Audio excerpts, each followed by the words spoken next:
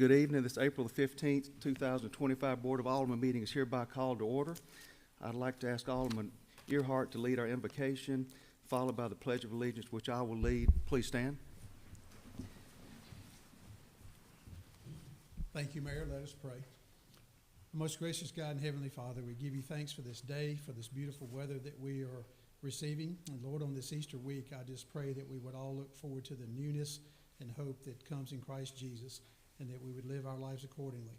Lord, I pray that we would continue to uplift and help those who suffered damage through storms in the recent weeks. Thank you, Lord, for the newness of life in this community, and have your hand upon those whose time has come. Lord, we ask for forgiveness of our sins, and that you bless this meeting, that the decisions we make and the conversations we have would be pleasing to you and in your sight. These things we ask in Christ's name. Amen. Thank you. Salute. I pledge allegiance to the flag of the United States of America and to the republic for which it stands, one nation, under God, indivisible, with liberty and justice for all. Thank you. Be seated.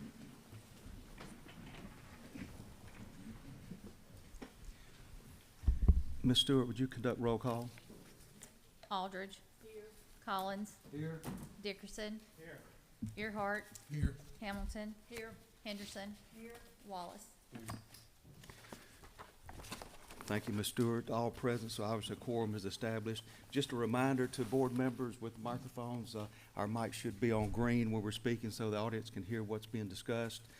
And also for everyone present, this is streamed live on YouTube and also archived for playback at a later date, so just want you to be aware of that as well. Board, you have the regular minutes from our April the 1st, 2025 board meeting.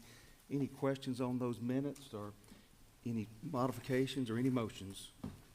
Motion to approve. Who was that? Ms. Hamilton, motion to approve. Is there a second? Second. Second. Ms. Henderson, any discussion? All in favor? Aye. All opposed? Motion carries. Following the agenda, very brief mayor's update. We have our longer update for the month next meeting, but just as a reminder, 4/19 this Saturday, Wheels and Wings Festival at the City Park. Car show begins at 8 o'clock and the Wings at 10 a.m. Fundraiser event. Also, Community Cleanup Day.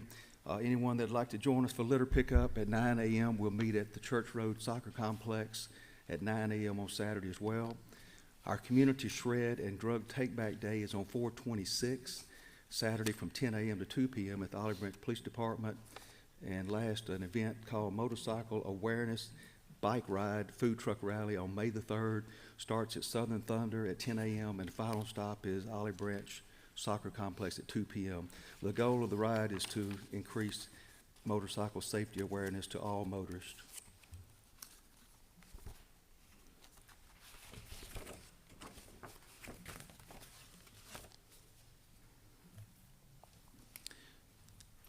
Board, you have the consent agenda for items 1 through 17.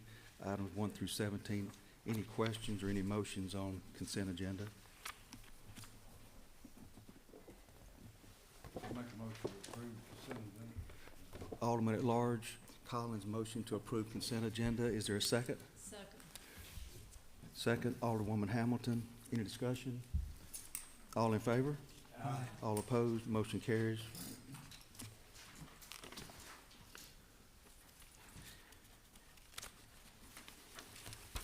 Planning Commission, old business, consideration of application to address a condition regarding burial of utility lines associated with the board's November the 1st, 2022 preliminary plat approval for Cascades Town Center, submitted by Greg Russell of Civil Source on behalf of Marion Threet Focal Point Investments, LLC property owner. The subject property is zoned PUD, Planned Unit Development, and is located within the southeast quadrant of the 178 Highway 305 interchange. It was tabled until this date on April the 1 to be followed up on this particular meeting. Staff report. Yes, sir. Thank you. Just to remind the board, this is an item, as the mayor noted, that was tabled at our last meeting. You were presented with a couple of options related to the burial of utilities at the Cascades project, and Cascades is located right at the interchange of Highway 305 and 78. And back in November of 2022, the board approved a preliminary plat for the first 10 lots of the development that included some mixed uses and commercial lots. And as part of that approval, there was a condition that was noted that unless otherwise specified on final plat submittal, future applications for development shall include burial of all utilities and services. And so in this particular project, because it's a large project that has a variety of uses and will have high power needs, typically you would have overhead transmission lines throughout the project.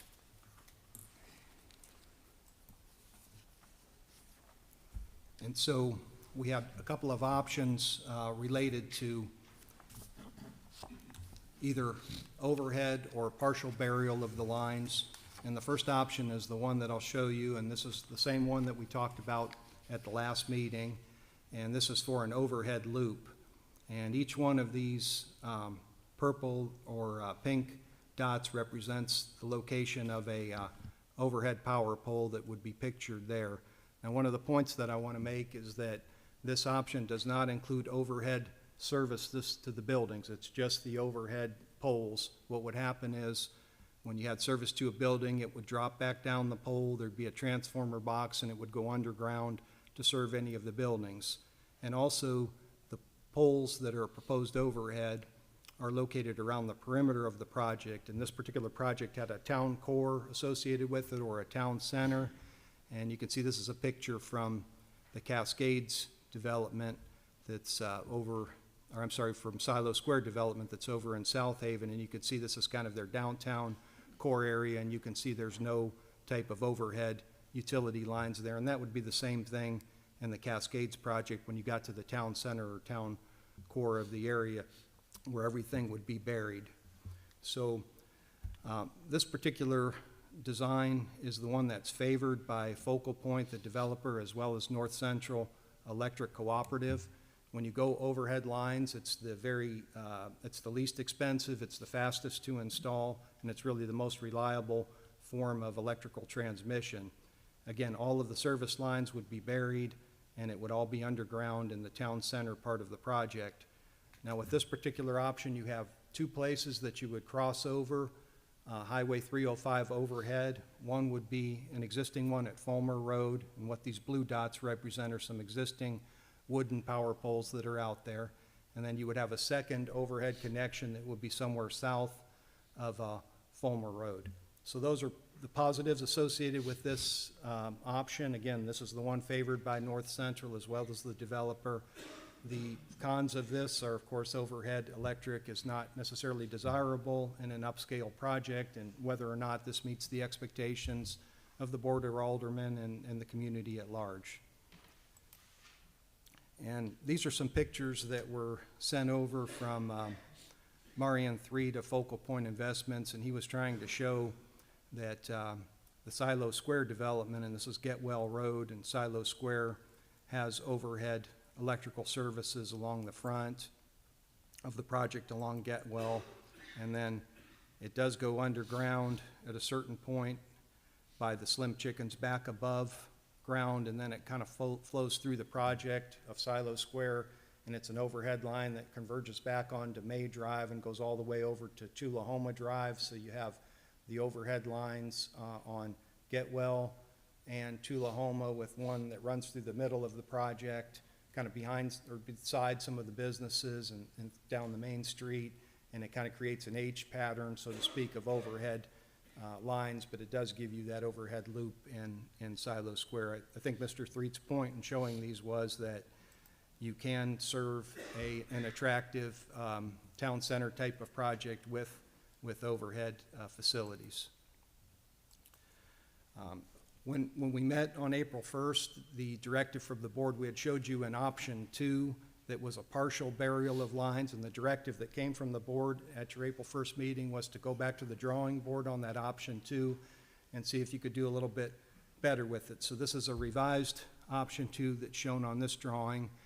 So this would take overhead power from an existing utility pole that's located at the corner of the Nail Road and Highway 305 in front of Quick Trip, and it would go over 305, and there would be a new pole that would be located near the project entrance. And this is a depiction of what that new pole would look like. It'd be the galvanized steel, and then you can see this picture has the guy wires back, because basically you're taking these lines across the highway, so the poles have to be kind of pulled back on both ends.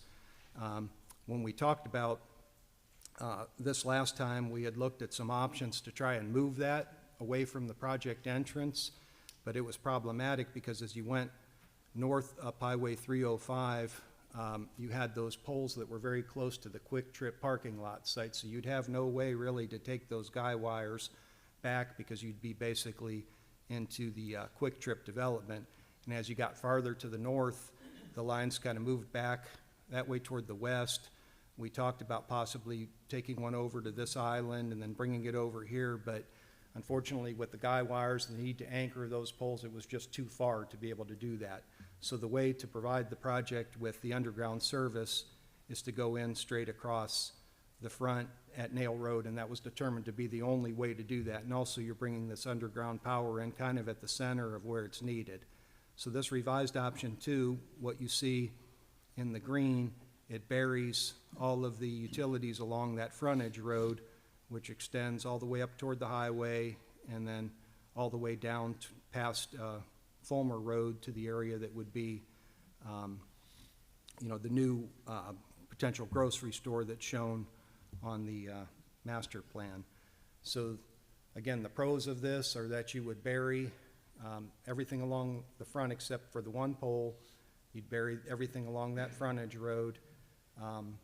The cons are maybe that pole, since it is at the entranceway, it could detract from the aesthetics, and this would involve a cost to Focal Point. The initial cost would be $370,000, and that would be paid to North Central between those two parties, and that would be enough to serve the first 4 lots, including the one that would be south of the entrance on Nail Road. To take it farther to the south, there would be additional cost over and above that $370,000. Again, that would be through North Central and the developer to serve the 5 additional lots, again, down toward that lot that's planned for the grocery store.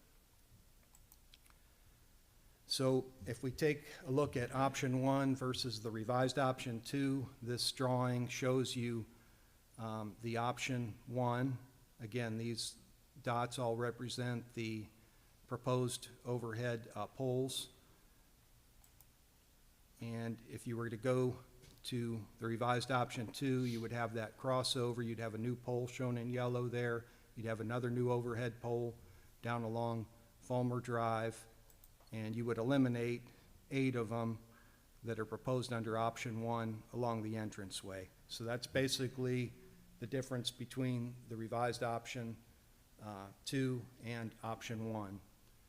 You would still have available to you an option 3, which would be to require underground through the entire project, and obviously the benefits of that is that it would bury as much of that overhead line as possible. The cons would be this would be something that would cost the developer well in excess of $1 million if everything were to be buried. And you do have, with the underground, you have a slower installation, and you would have more potential delays for North Central to be able to order materials as the project moved forward. Now, you still need to, even on the one where you buried everything, you would still need to cross over at these same 2 locations where I've shown the yellow, the new poles. You'd still have to cross over there and cross over there at Fulmer Drive, because you still have to bring the power above ground to get it below ground. That would be connecting the transmission to going underground. Staff is recommending that you would choose either option 1. Again, that's the one that's preferred by the developer, Focal Point, as well as North Central Electric. We do have Larry Johnson here tonight from North Central Electric, who can probably provide better information than I can on this. Or you have the revised option 2, and again, that would result in the burial of the utility lines along the Highway 305 frontage road. Mayor, that concludes the staff presentation. Be happy to answer any questions. Mr. Gambone, you said that option 2 requires an additional $370,000 to the developer. How much is option 1 going to cost the developer? Do we know, My do we know that? understanding, well, and I should have said this, both options involve changing out those wooden poles with upgraded to aluminum ones. I believe that's going to be $90,000, but other than that, I don't believe that option 1 has any additional cost to the developer. Maybe if there are some, they're nominal, and I think Mr. Johnson would be Okay, in a thank better you. position to answer that than me. Just one moment. Does the board have any questions on the staff report before we hear from the engineer and the applicant? Mayor, I did have one. Mr. Gambone, can you go back to option 1 again, please, that picture? So power will be provided to this site at Fulmer Drive, is that correct? Yes. You'd have 2 overhead crossings. You have a current overhead crossing at Fulmer, and they would do 1 more overhead crossing south of Fulmer, is my understanding. And that would eliminate the need for additional poles at the entrance of Nail Road into the project. Yes, sir. This one, of course, has the two poles there at the entrance that you can see there and there. And, you know, there would be some need for guy wires on some of these 20 poles as well. And that would, you know, depend on, you know, more of the details with it. But I don't know if there would be a need for guy wires on these 2 or not. Okay, thank you, sir. Any additional questions from the board on the staff report? Hearing none, Mr. Johnson, Mr. Threet?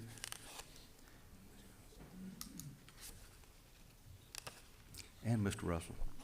That's all right. Engineers can come in a pair, that's fine. All right. You engineers can come up in a pair, that's fine. Mr. Johnson, good to see you here as well. We talked a little bit about this a couple weeks ago and know your expertise here, but like to hear from both of you. Greg Russell, Civil Source, 2696 Dawnwood Circle North in South Haven. I've learned a lot about electricity in the past couple of weeks that I thought I would never learn. My pink dots on there are kind of misleading because they're so big. Those poles won't be that big, obviously, but I think that option number 2 that we discussed last meeting was kind of pulled off the table. I don't think there was much support in that. And we went back and met and came up with what I call an option 2A. And 2A consists of crossing the street, crossing 305 at the QT station. There's an opportunity to do that. And that would have 1 pole at the entrance of the subdivision, and that would be in the screen that's up now, where it says the new pole, the red dot there. From that point, it'll go down, and I learned that there's 2 different lines that Larry's talking about putting in here, and that is a distribution line and a feeder line. And so the feeder line is the more expensive line. And so what they're talking about doing is taking the line that comes across 305 as a feeder line and taking it up to the north to the curve up there, yeah, right there. And where it says new galvanized pole, that would be the end of the feeder line. At that pole, the feeder would come up and go aerial through the back of the subdivision. And then the lots that are out in front of the subdivision would be serviced underground via a distribution line. And so that line would be installed down through there as I understand, as needed, right? Yes, sir, that's correct, as the area was developed. And so that is the green line that goes down through there, and you can see that there are purple boxes and green boxes on there, so there will be transformer boxes and switching boxes that will be required on those lots. So it won't be the service won't be completely invisible there. It just won't have any poles there. Mr. Larry had an email out, and I'll let him address this too, is some of the downside of having the service underground, this main service underground, is that it doesn't give future uses much leeway in their grading of their lots. So they'd have to be more careful over that.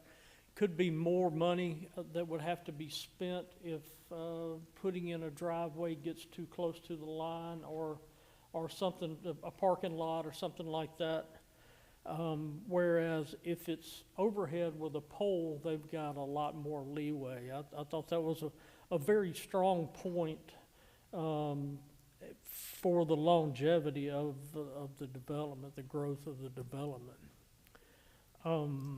Unless you have any questions, I've about reached my knowledge of the distribution lines. I'll turn this over to Larry unless you have any questions for me. Any questions? Mr. Johnson? Thank you. Thank you, Mr. Russell. My name's Larry Johnson. I work for North Central. My address is 11843 Hidden Acres in Byhalia, Mississippi. And, you know, we've worked on this project since 2023 and looked at all different ways to serve it. We determined that the best way to serve this size of a planned development with the density that it has is to use an overhead line to create a backbone, just like we would any circuit, any other type of large type of development.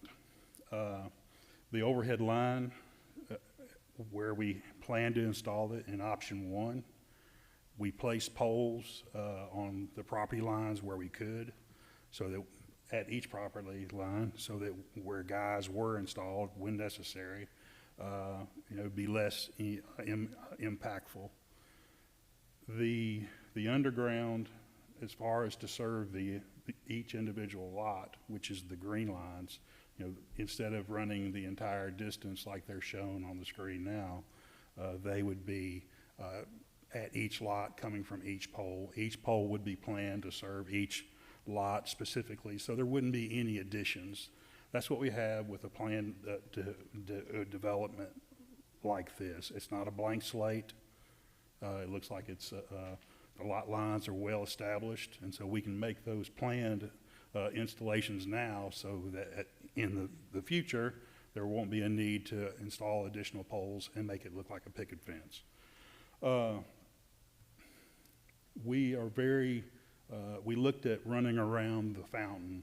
You know, could we go, you know, east of the fountain, west of the fountain, and it was determined that to reduce the number of guys, keep the line as straight as possible, stay away from the development on the internal portion. We ran it on the west side of the road and ran the line in front of the fountain. As Mr. Russell said, I shared an email with the group. You know, we have this in subdivisions at times where the grades are changed, and, you know, North Central has to make the repairs, or we have to request the developer, even the homeowner who might make a change to a grade change to the facility. So if we go ahead and install the overhead today, we won't have that issue here. If we had the issue here and the grades were changed, even 6 inches, possibly even a foot, we would have to lower those facilities or raise them, and, you know, that would be at great expense to either the builder, the developer, and that would be something that would also possibly cause some outages for the area. So as it's developed and you have these 24-hour operations facilities, if that's what we have, you know, there's the impact there that Greg was talking about. So I'll stop there and answer any questions that the board has. Board? option one, I know that we talked last meeting that it's got the ability to reroute the electricity in case there's any outage, that loop, will you be able to loop that if it's buried like that, or will that only apply if it's in the air? Because of the density here and the types of businesses with the residential and the commercial, everything would be looped regardless if it's overhead or Okay, underground. okay. I'm sorry? It's possible that they would all lose power, but we would have the capability to perform switching and restore as much as possible, just like we can anywhere else in the city. Under either scenario? Under either? Yes, sir, yes, sir. The repairs to the overhead system is because we like to keep things on the front property line, makes our restorations a lot quicker. As far as the loop goes, we do plan to install an overhead loop. As with option one of them will be at Fulmer Drive, and then the second one would be south of that south of Fulmer Drive, and actually be along the creek line. It's very important that we loop this area and not just have the single crossing at Fulmer Drive where we have it now. As I understand it, this revised option two, it's $370,000, and that only gets 4 lots. That's correct, that's correct. This is, The other 5 lots would be additional cost for the developer, and y'all would have to order the equipment and lines to bury that at that point whenever you got ready to use it. yes, sir. We have some of the main feeder equipment in stock now. If there was some type of a requirement to place all of the lines, all of the red poles require that to be underground, then there could be issues with some material there. Some of the apparatus that we have purchased, it took over a year to get. So And y'all are actually ready to go ahead with option one and install it right now? Yes, sir. Okay. Mr. Johnson, my closest comparable since I've been in this chair would be the bridges. Did you design or did you help design the bridges? I did not. Are those Well, that's over on Camp Creek, correct? Kraft Goodman Camp Creek? Yes, we did. It does not have the density that this has, and we do plan to place an additional loop or tie as the development continues east. And so when they install the second bridge, there would be a second tie right in front of the hotel there. So there would be a distribution tie there, not a main feeder, because there's not as much density and load there. And another suite. And it'd require another suite. Yes, sir, that's correct, that's correct.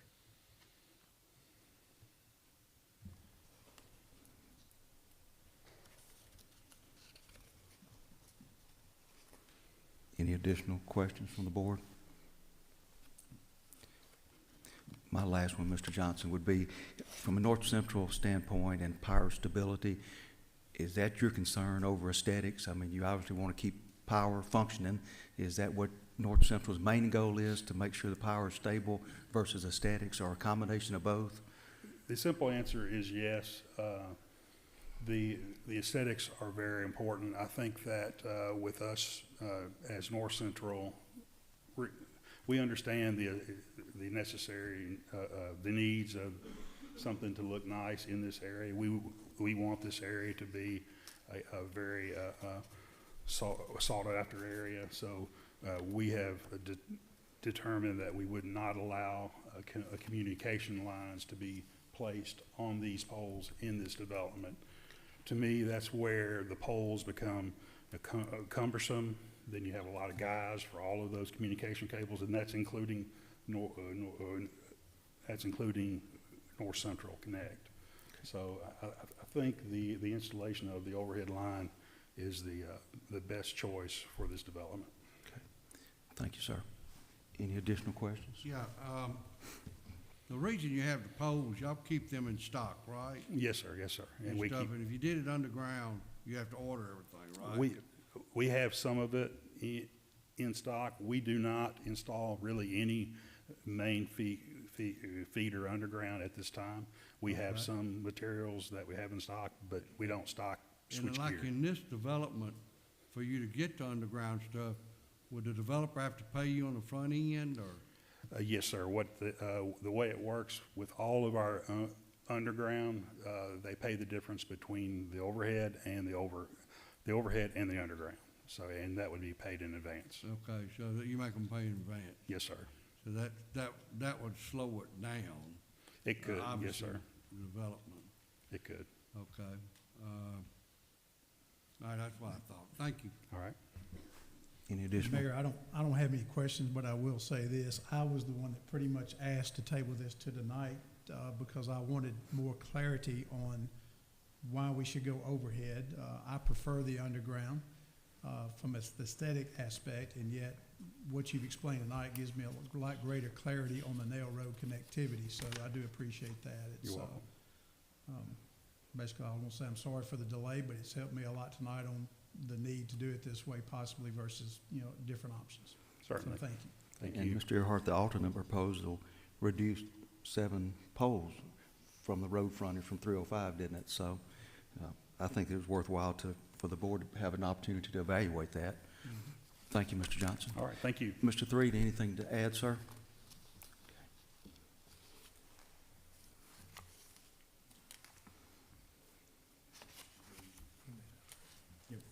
Mayor, if there's no other He shook questions, his head no. Mr. Threed, nothing to add? Okay, thank you. there's Any no other motions? questions, I'll go ahead and make a motion to approve option one. I do appreciate, Larry, y'all coming up and giving us the details. This is, I know last time that this appeared to be the best option, but there were questions, and I appreciate the opportunity to get clarity like Gil says, and I do believe option one is the best option for us.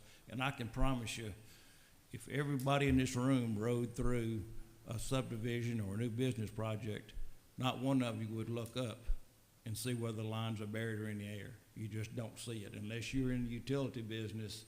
You ride around, you look at other folks' stuff, but you never ever look up and see how the lines are getting into the business park. So, option one, please. Thank you. Motion by Mr. Dickerson. Is there a second? Second by Ms. Hamilton. Ms. Henderson. Second by Ms. Henderson. Any more discussion? All in favor? Aye. All opposed? Motion carries for option one. Thank you to the presenters. Yes, sir.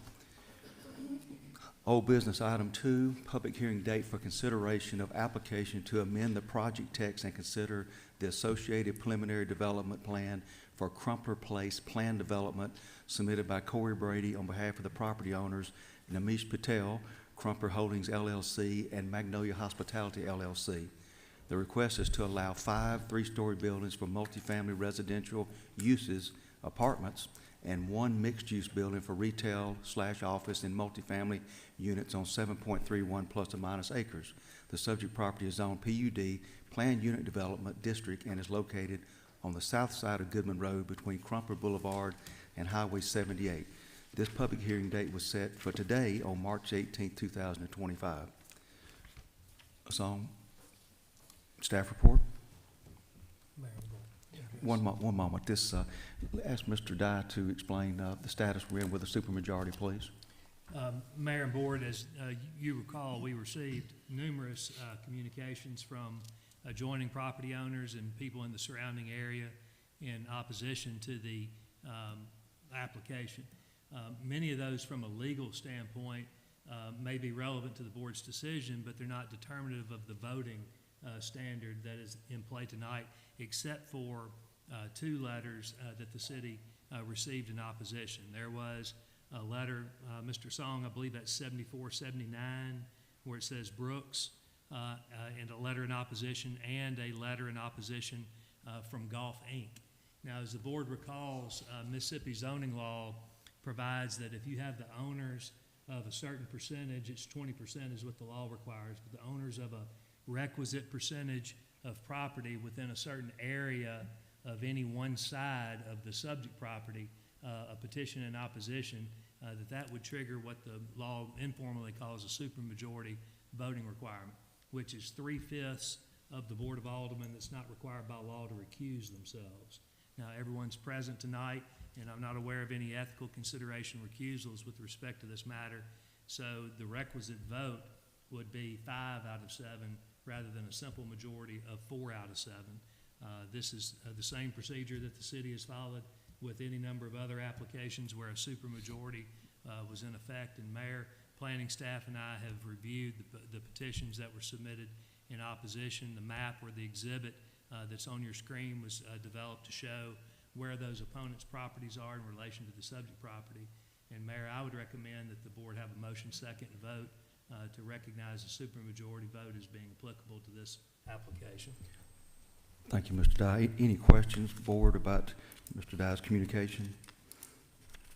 I'll make a motion. Yes, sir. Motion made by Wallace, second by Collins. All in favor? Aye. All opposed? This is a supermajority item. Before you begin, Mr. Song, is the applicant here tonight? Okay, very good. Please continue. Staff report. I don't know if there was a request to table this item that came in at the last minute. I don't know if you wish to address that at this time. I didn't understand. Is the mic on, Mr. Stout? Okay.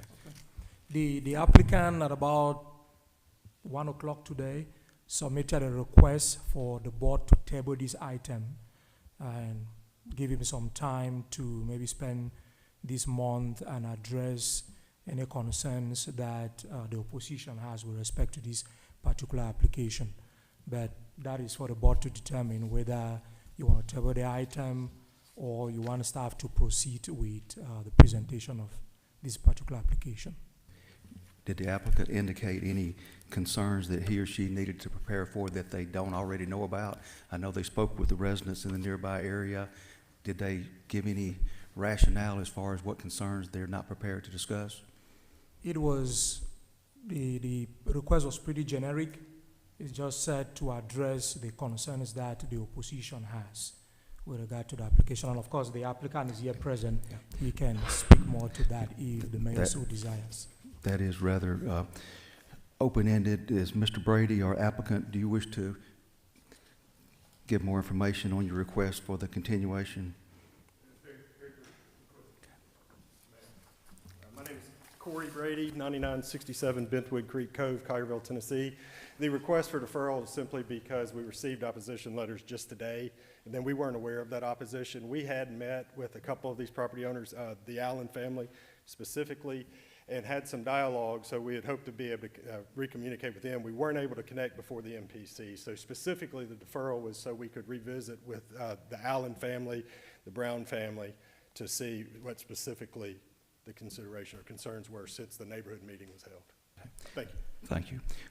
Mr. Song, how long has this application been in process, and how long has today been the chosen public comments date? Do you know when the application began, and when did we set this public hearing date? It has been months. The planning commission meeting was in, I think, March 11. That's when you had a planning commission meeting.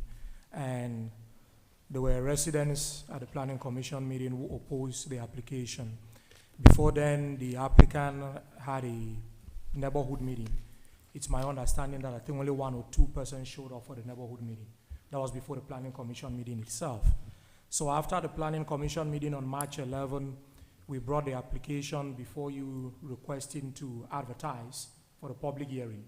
That was done in March. I think that was about March 20th when that was advertised.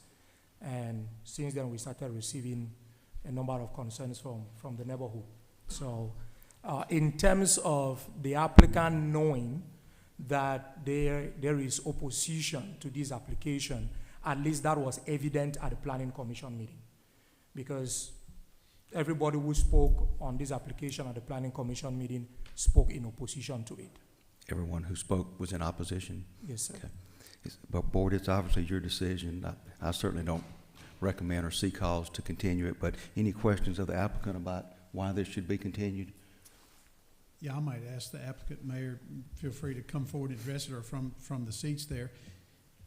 if you were granted time to ask the opposition from your opinion today, do you think it would cause a material change in your project? We would certainly hope so, Alderman Earhart. Again, the Allen family was not present at the MPC and did not voice opposition at that meeting. And to the best of my knowledge, neither did the other opposition letters that we received at this particular level. We did have opposition at the MPC, and we addressed that opposition. We received a favorable vote at MPC. This is new opposition we just received today. Right. But obviously that was not a required meeting. That was something you did with the neighborhood at the recommendation of the planning commission or the staff. It wasn't a required meeting to be held. If I asked for a show of hands of who wasn't at that meeting, half the hands might go up in the room. But again, board, any other questions? This has been going on for a year that I've seen visibility of, and I don't see a reason to continue it. But again, board decision.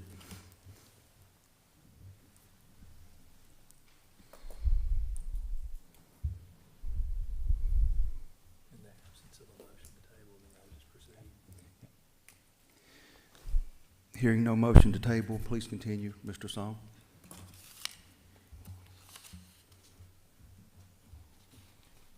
Mayor, Board of Aldermen, before you is a request to consider a project text amendment for the Crumbler Place subdivision. This is the subject property in question. There are actually 3 parcels that are involved in this particular request to kind of locate this property in the city. This is Highway 302 Goodman Road. Crumbler Place goes south from there. This is Kroger, and I think Panera Bread is at this location. To the east, you have those 2 hotels. And so one of the properties under consideration is 7547 Lodging Lane at this particular location. You have another parcel directly behind Panera Bread area. And then there is a larger piece of property to the south of this, of Lodging Lane. The total acreage comes up to about 7 acres plus, including all of these 3 parcels that are involved in this particular request. These 3 parcels are all part of the Crumbler Place subdivision. The applicant proposes a mixed-use development at the north, so this particular piece of property between the shopping center and the hotel. The applicant proposes a mixed-use development at that location. That mixed-use development will have 7,000 square feet of retail on the first floor, and then the second and the third floor will all be residential units, apartments essentially. The second, directly behind where you have Panera Bread, there is the vacant piece, this piece 7505, that is proposed to be another 3-story building, which will all be residential multi-family units, apartments, so to speak. Across the street to the south on Lodging Lane, there will be 3 buildings, all of them 3 stories, 4 buildings actually, 1, 2, 3, 4, all of them 3 stories, that will all have residential multi-family units. So in total, the applicant proposes 110 rental units, all of them 3 stories at a density of 15 dwelling units per acre. So I did mention you will have a 7,000 square feet ground floor retail at this mixed-use location. With regard to amenities, the developer proposes to provide a dog park, a fitness center, swimming pool at this location.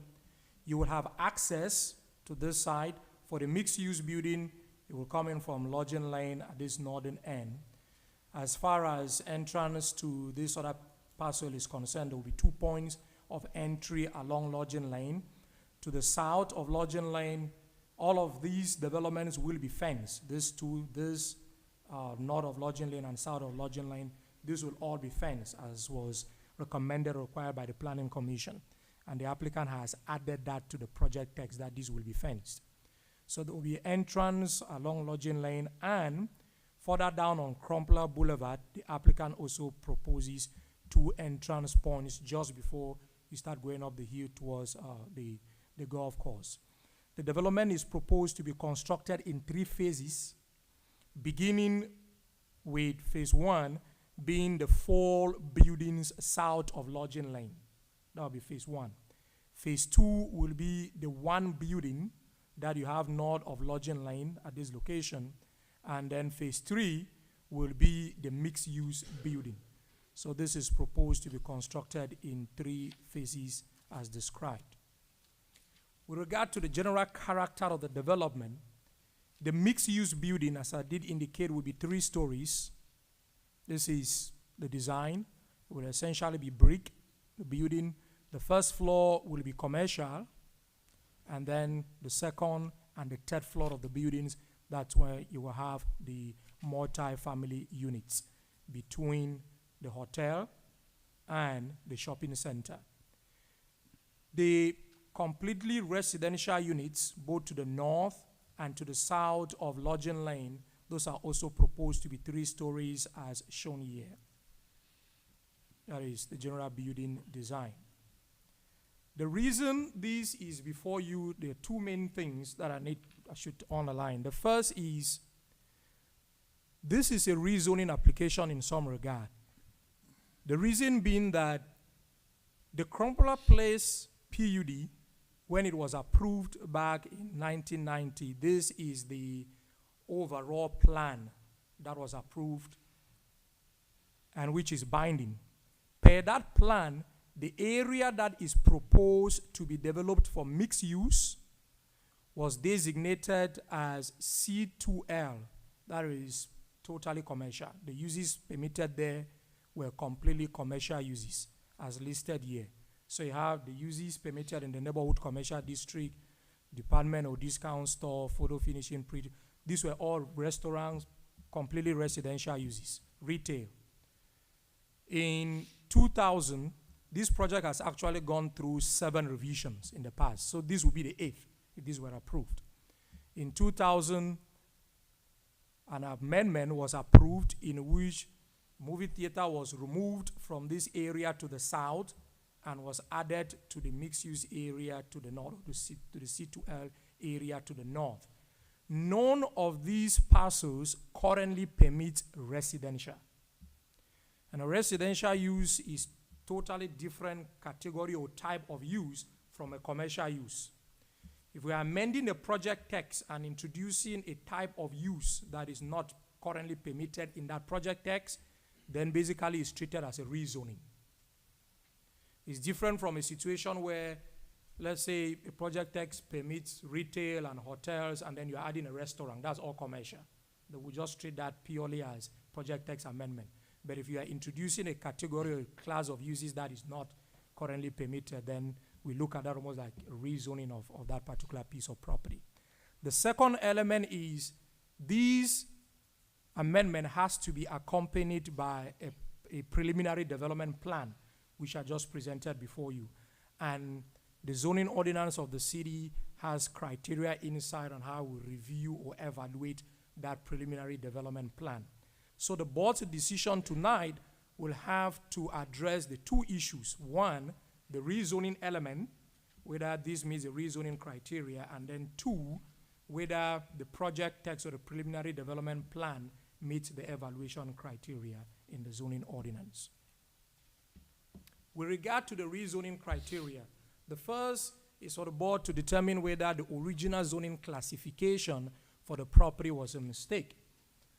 The applicant does not contend that it is. The Planning Commission reviewed this item and did not find that the current zoning, which is that C2L and the C2 that I did mention, are erroneous. However, the applicant notes that although there is no zoning mistake, one can raise the question whether the current permitted uses limited in nature are appropriate. For example, the only uses that are permitted in this area south of Lodging Lane are offices, hotel or motel, and a restaurant. Those are the only 3 uses that are permitted on that piece of property. It is the applicant's contention that to the west of this property in this area, there are offices, which have some time, especially after COVID, stood vacant, not been occupied at all the times. And hotels, since 2000, the year 2000, specifically September 19, 2000, when this project text was amended, no hotel has located on this particular parcel because it does not have visibility from the interstate, it does not have visibility from Goodman Road. The other hotels that you have beside it just basically cover it up. And so it does not appeal to a hotel developer. Restaurants, the property is also hidden behind there. It doesn't have the sort of visibility that Kroger has.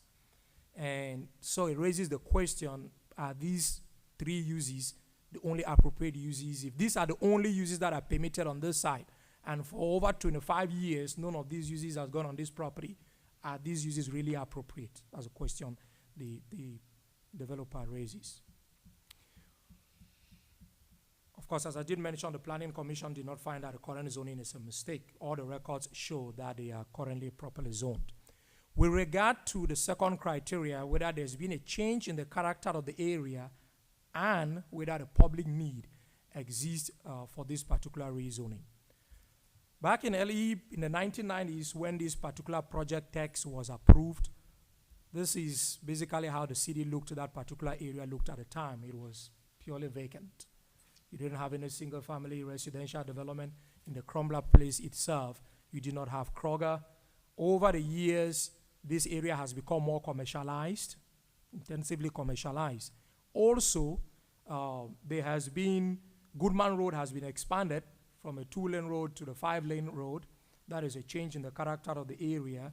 To the south of this particular piece of property, Silver Creek Senior Living Facility has been developed, which really from a zoning planning perspective, that is multi-family because it's multi-units.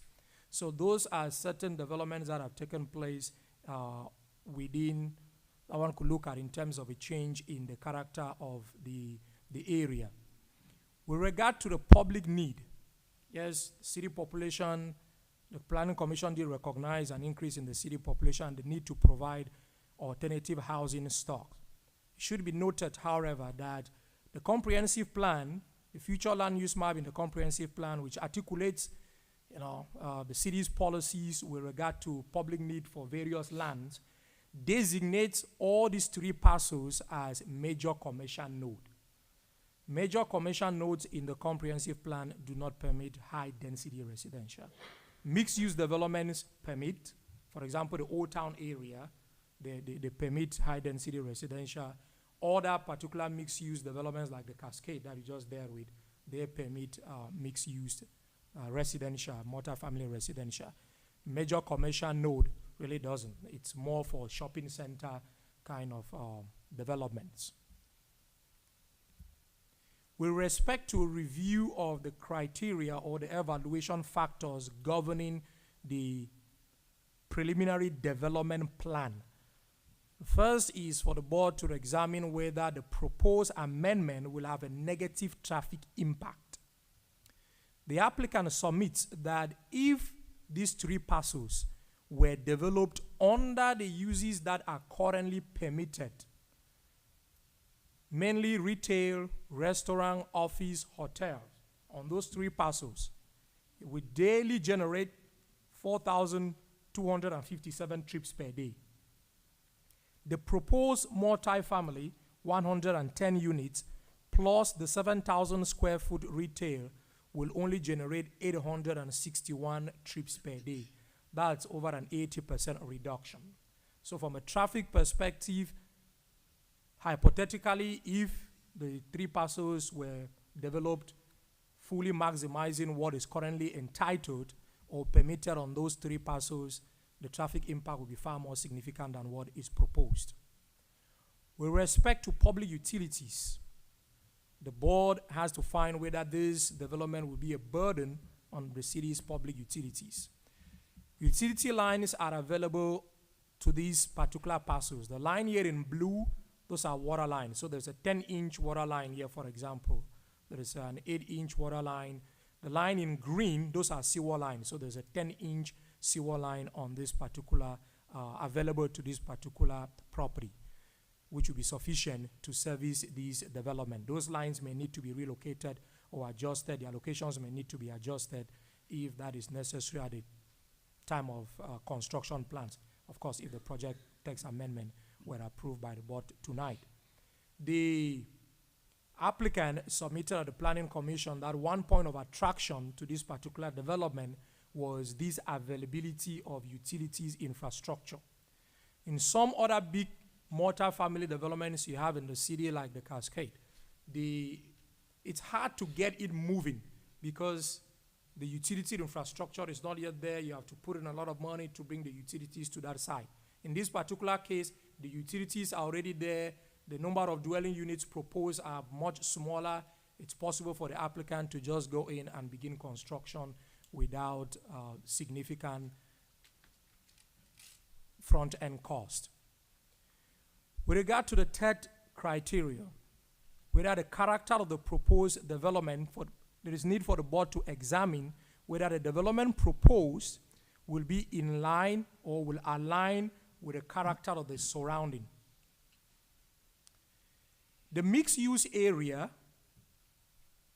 with a 3-story building, that is very much in architectural style. It very much aligns with the character of Home 2 Suites by Hilton, that is a hotel, and the shopping center. Those are brick buildings. They all kind of align.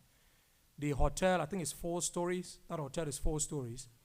He proposes, the developer or the applicant proposes a 3-story building, so that doesn't pose a negative effect. It kind of matches. The multi-family building proposed directly behind Petco and Panera Bread, that is, if you look at the height of the shopping center, it's almost 2.5-story, 3-story building, you can say. So it really doesn't have that negative effect significantly. An issue I believe that was raised at the Planning Commission had to do with the buildings that are proposed south of Lodging Lane, being 3-story in height, and then across the street on Crumpler, 1.5, 2-story single-family homes, 3-story height, privacy from the 3rd floor, looking down into the yard. That was a concern that some of the residents raised in terms of compatibility with the surrounding. The Planning Commission reviewed this application at its meeting on March 11, 2025, and upon finding that the increased commercialization of the area has changed its character and there is a public need for the proposed multi-family residential apartment, the Commission recommended that the Board of Aldermen approve the Crumpler Place Addendum 8th Amendment 2025 project text and its associated preliminary development plan. All the conditions that the Planning Commission had as far as the preliminary development plan is concerned have been incorporated into the project text or the plan already. For example, fencing the entire multi-family residential area. There was an alternative motion that was available to the Planning Commission when it considered this item, and that motion, that alternative, is available to the Board of Aldermen too. The alternative motion provides that the board may disapprove or deny this application for the Crumpler Place Addendum 8th Amendment and the associated preliminary development plan upon finding that the construction of various developments as were approved in the Crumpler Place PUD, the character of the area has not changed to warrant multi-family residential uses. This is basically saying, since 1990 when this particular project text was approved, you've not had a multi-family development introduced into this PUD, in any of the areas in this PUD. All that has been developed, all the uses have basically been of the sort that were approved at the time, or where there have been changes, they have basically been still commercial, in commercial areas. You've not had any multi-family use introduced. And the future land use map in the comprehensive plan designates this area, those 3 parcels, as a major commercial node, not high-density residential or mixed use that are generally intended for multi-family residential developments. That concludes staff's presentation. Thank you. Thank you, Mr. Song. Before any questions from the board, detailed report as always. Most people don't have a clue the amount of hours and time that goes into drafting a report like this from the planning department. The only exception I would note is that comparing multifamily Senior Creek living community as the same as apartments, that to me doesn't jive. That's almost like saying the Methodist South Hospital is an Airbnb. You can check in and out for the weekend. This is not the same.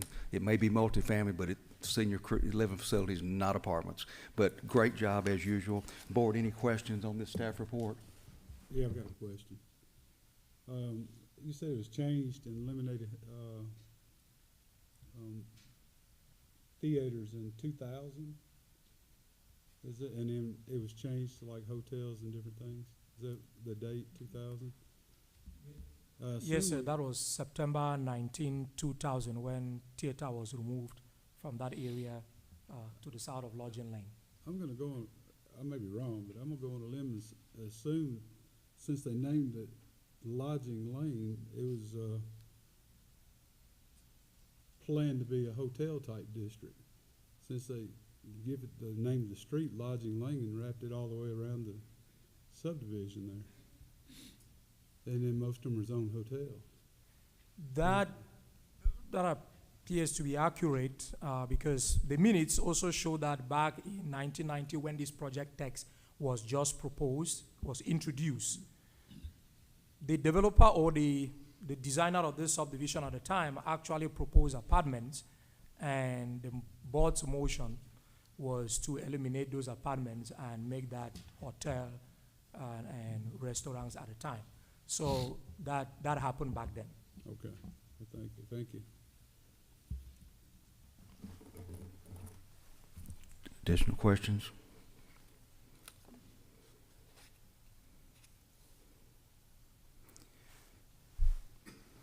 Does the applicant have anything to be added?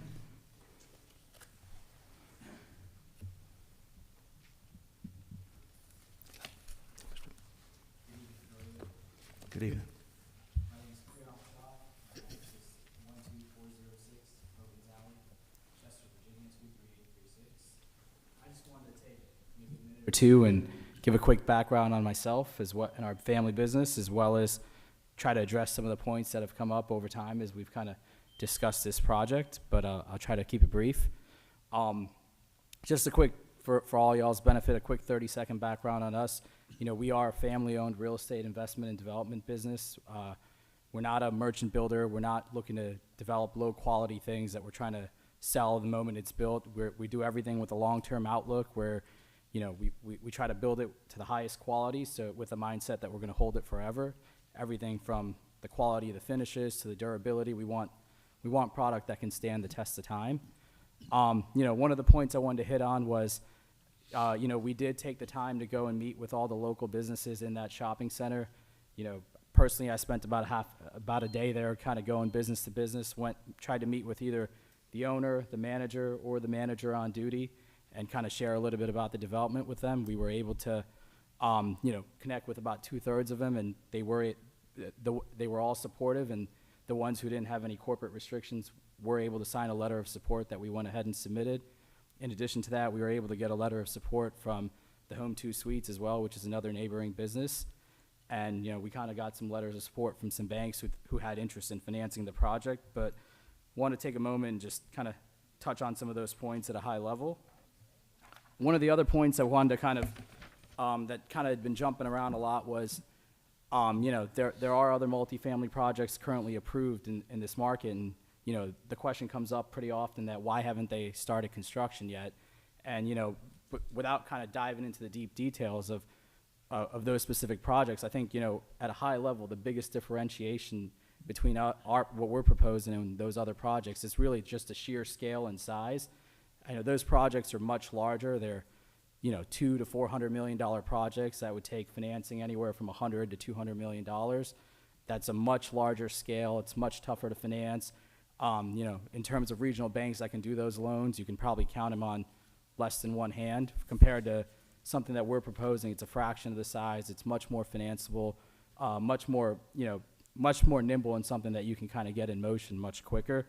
You know, I think one of the other things I wanted to touch on that came up was, you know, is there a public need for this housing?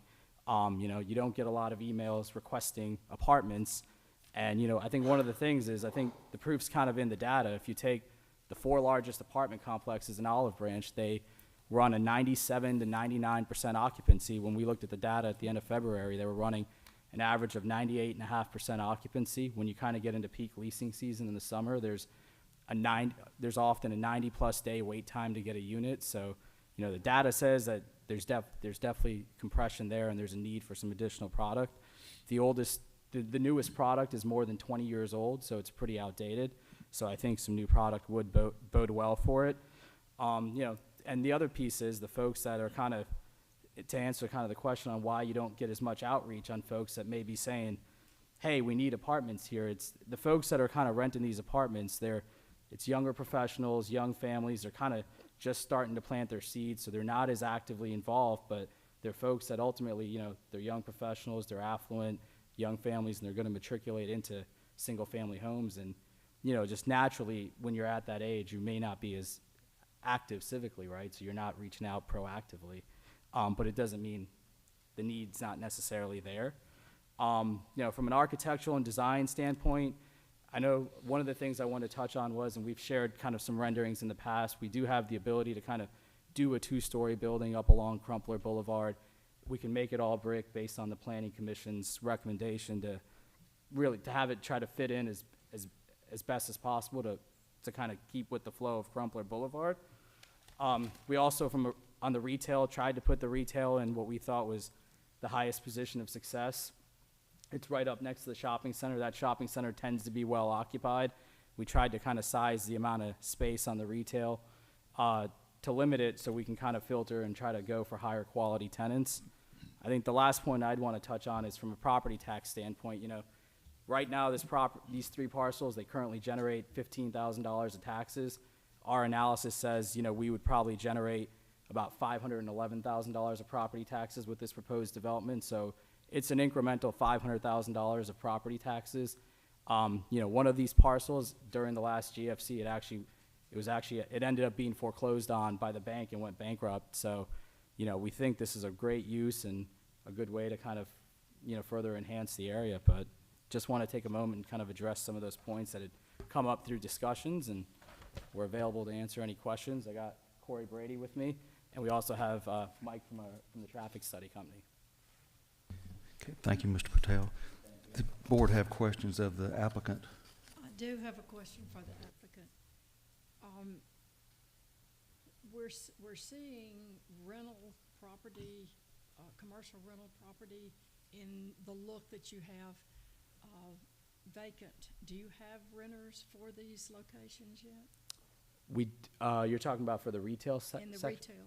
No, we don't have any pocket tenants for the retail, but that is a pretty well occupied shopping center, so we do feel that retail should do well. It's kind of, the average unit size in there would be like 1,000 to 1,500 square feet, which is pretty good for small businesses and boutique retailers. So we think if that's white box space, it should lease up pretty well.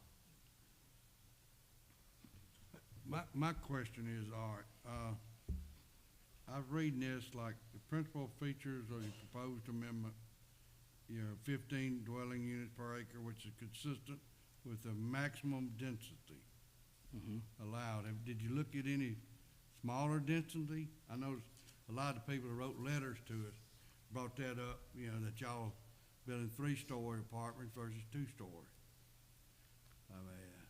I mean, I'm sure it's a money deal, but I mean, is it a reason you didn't look at 2 stories or? Alderman Collins, we can jointly address that. With regard to the density, what we did was we based this PD amendment on your zoning ordinance in the R4 zoning district, which allows 15 units to the acre, and that's our maximum. That's not a goal line number right now. That's the maximum permitted, so it'd be consistent with the zoning ordinance. And then when you add on the layer of a PD, there are density bonuses that are allowed under the ordinance that would allow over 20 units to the acre in a planned development, plus density bonus of an additional 25%. None of those are we seeking. So the point and the structure of the request was to tie to the city's R4 zoning district, so we would be compatible and you guys would know the scale and proportions of what it is. With regard to 2- and 3-story, I think Priyanka has mentioned that Right now, it's kind of like we're modeling clay. We're here seeking the use, and we can make it work. But we only have 2 buildings on Crumpler, and that was purposely done to be contextual with Crumpler and the offices. But if those buildings that are currently facing Crumpler would need to go 2-story, we can rectify that internally and still develop the project with 2-story buildings on Crumpler and the higher buildings on Lodging Lane.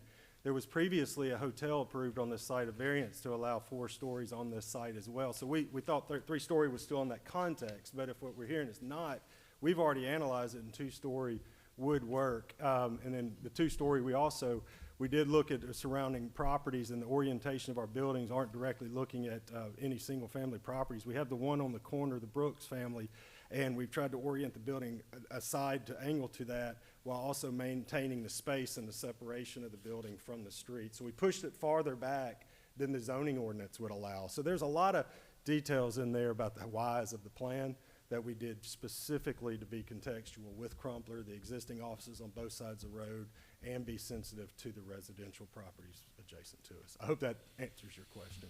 Okay. Mr. Brady, would it work without either building on Crumpler, with just the 3 and not 5? I'm sorry? Would it work without either building on Crumpler, with just the 3? I'll let Priya address that. I think the preference would be if we could be 2 stories on Crumpler. I think if we had to delete the 2 buildings on Crumpler, but we could add a building just a little bit further north and further recessed off Crumpler, I think there's some ability to work around it. I think we have some flexibility. I mean, I can't calculate it all out right now, but I think there's an ability to delete those 2 buildings, maybe add something in further north, and create some efficiency. So to answer your question, yes. Okay, thank you. Questions? Priyank and Corey, either one, you know, I've been working with you off and on in this project for a year in discussions. And one of the things that I've asked is, from your opinion, what's your take on professional office buildings continuing down Crumpler? Because that was the original design of this area. Why have you not maybe mixed that in along Crumpler to be consistent with what's already there?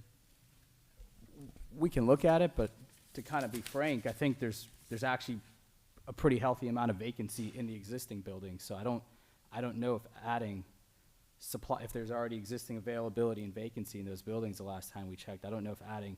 When did you check that? I'm curious. I checked that, it was about a month or 2 ago. I pulled it up on LoopNet and checked if there was any suites available and what they were renting at, just to get a feel. And I don't know their exact occupancy, but there was availability in the building that I pulled up, and it was one of those 3.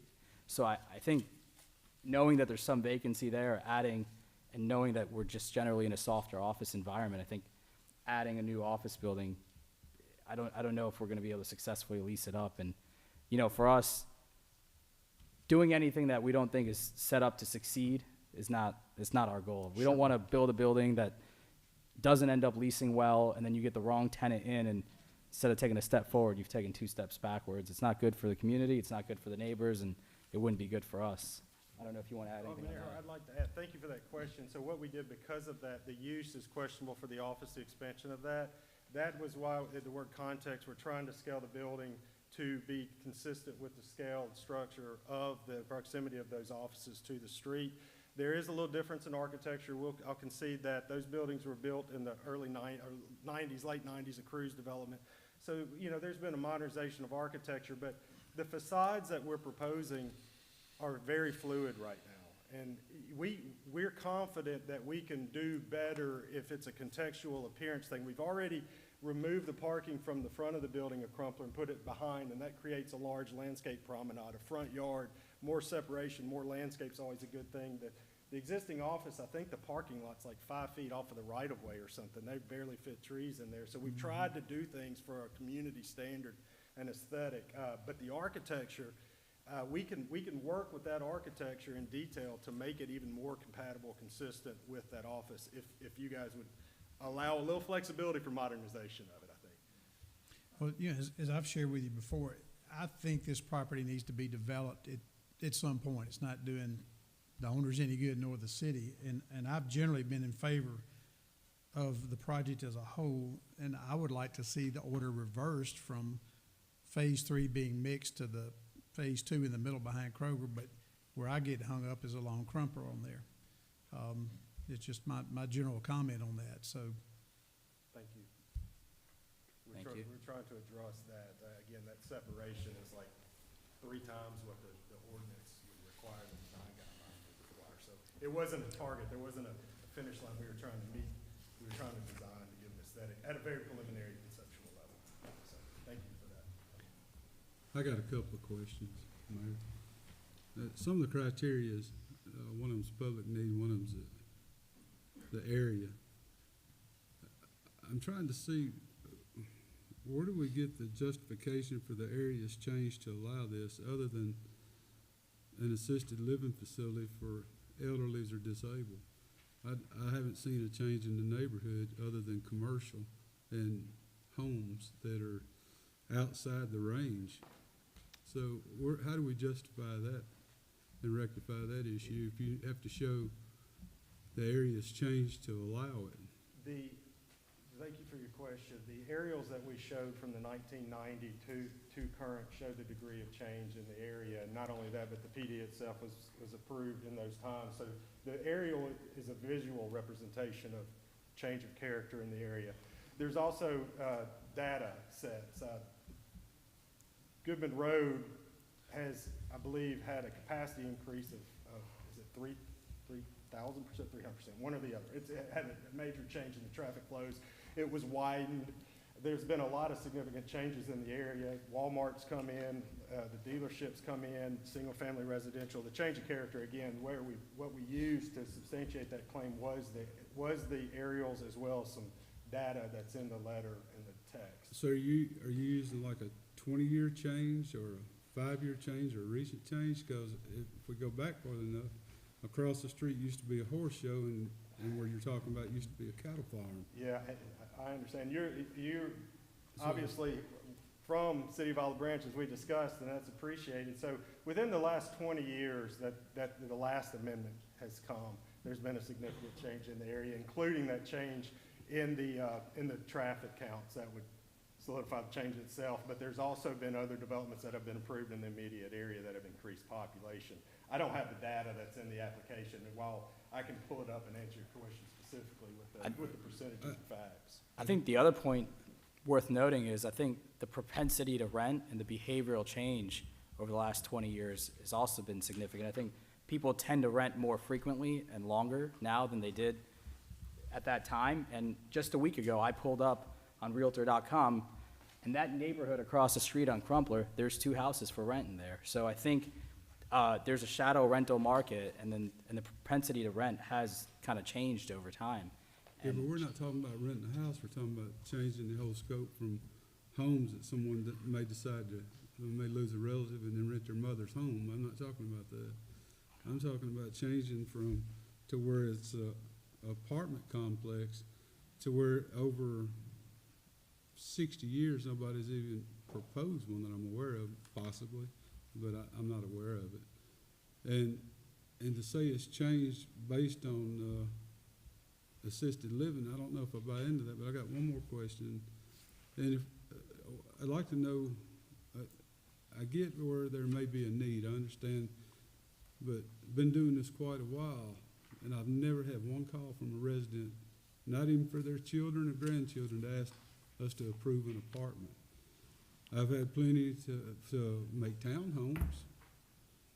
I've had a few to ask for other developments, or even a retirement community, but never apartments.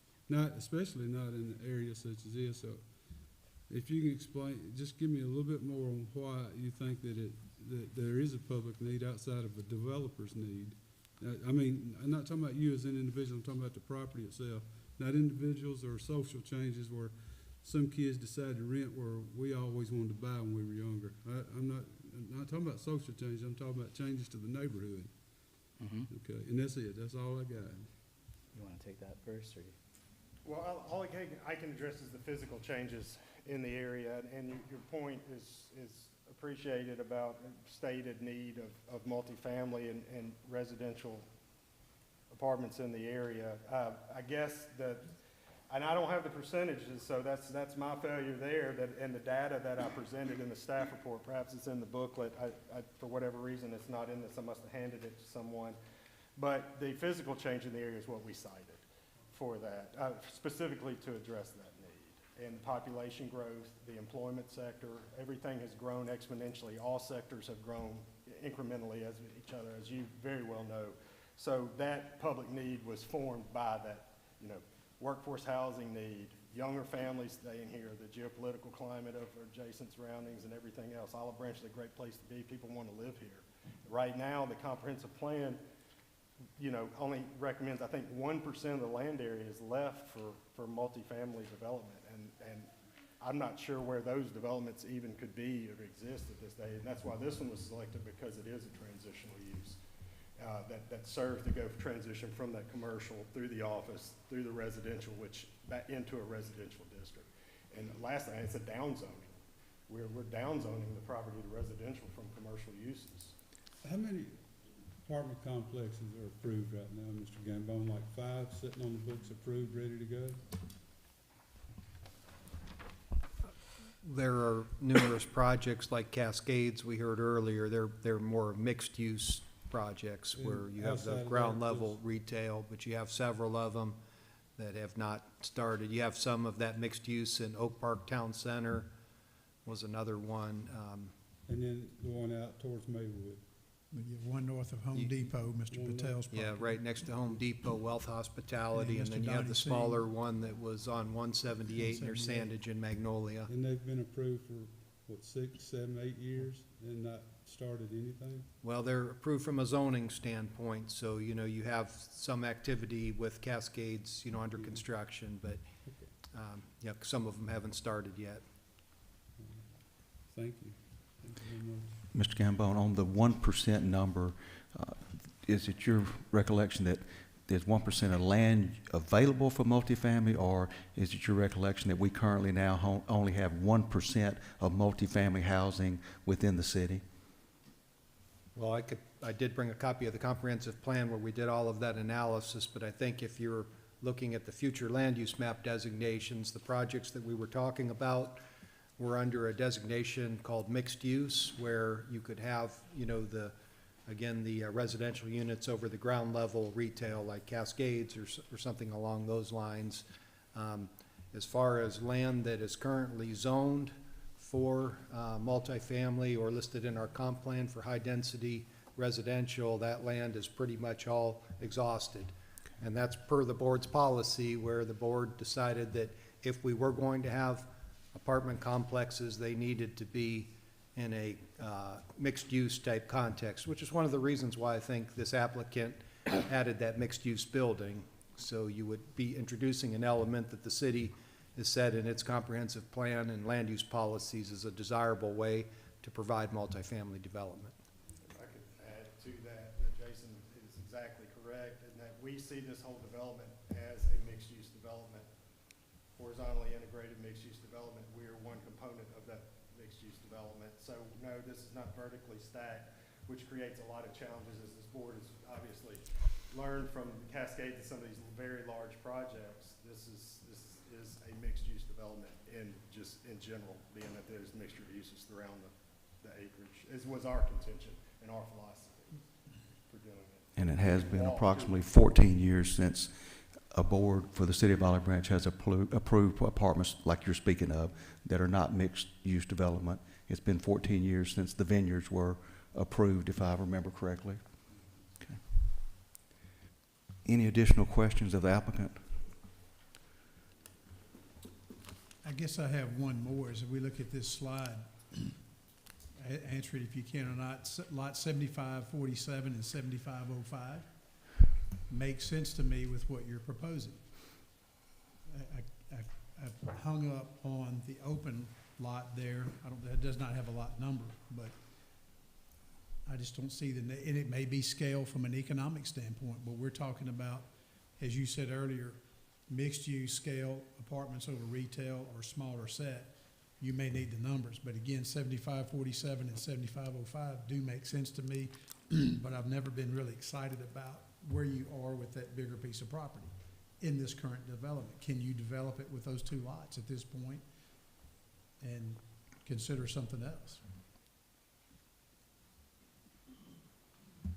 We'd have to look at it a little closer. I don't want to answer on the spot. Sure. I think the tricky part is you want to have enough scale to have the right set of amenities and the proper on-site management. When you kind of shrink below a certain density level, you can't have an on-site property manager or / leasing person. You can't have on-site maintenance, which, you know, ultimately leads to not being able to maintain the right level of quality. Okay. So I don't think the answer to your question is no, but I think we'd have to look at it a little bit more closely. And to I'm not see. in your business, so those are fair observations. Because if anything were to pass like this anywhere in the city, it's got to be high quality, highly managed. I get that. So fair answer. Thank you. Any additional questions? Thank you to the applicant. This is a public hearing. If you're here to speak on behalf of your proponent, you're for this application, come forward at this time.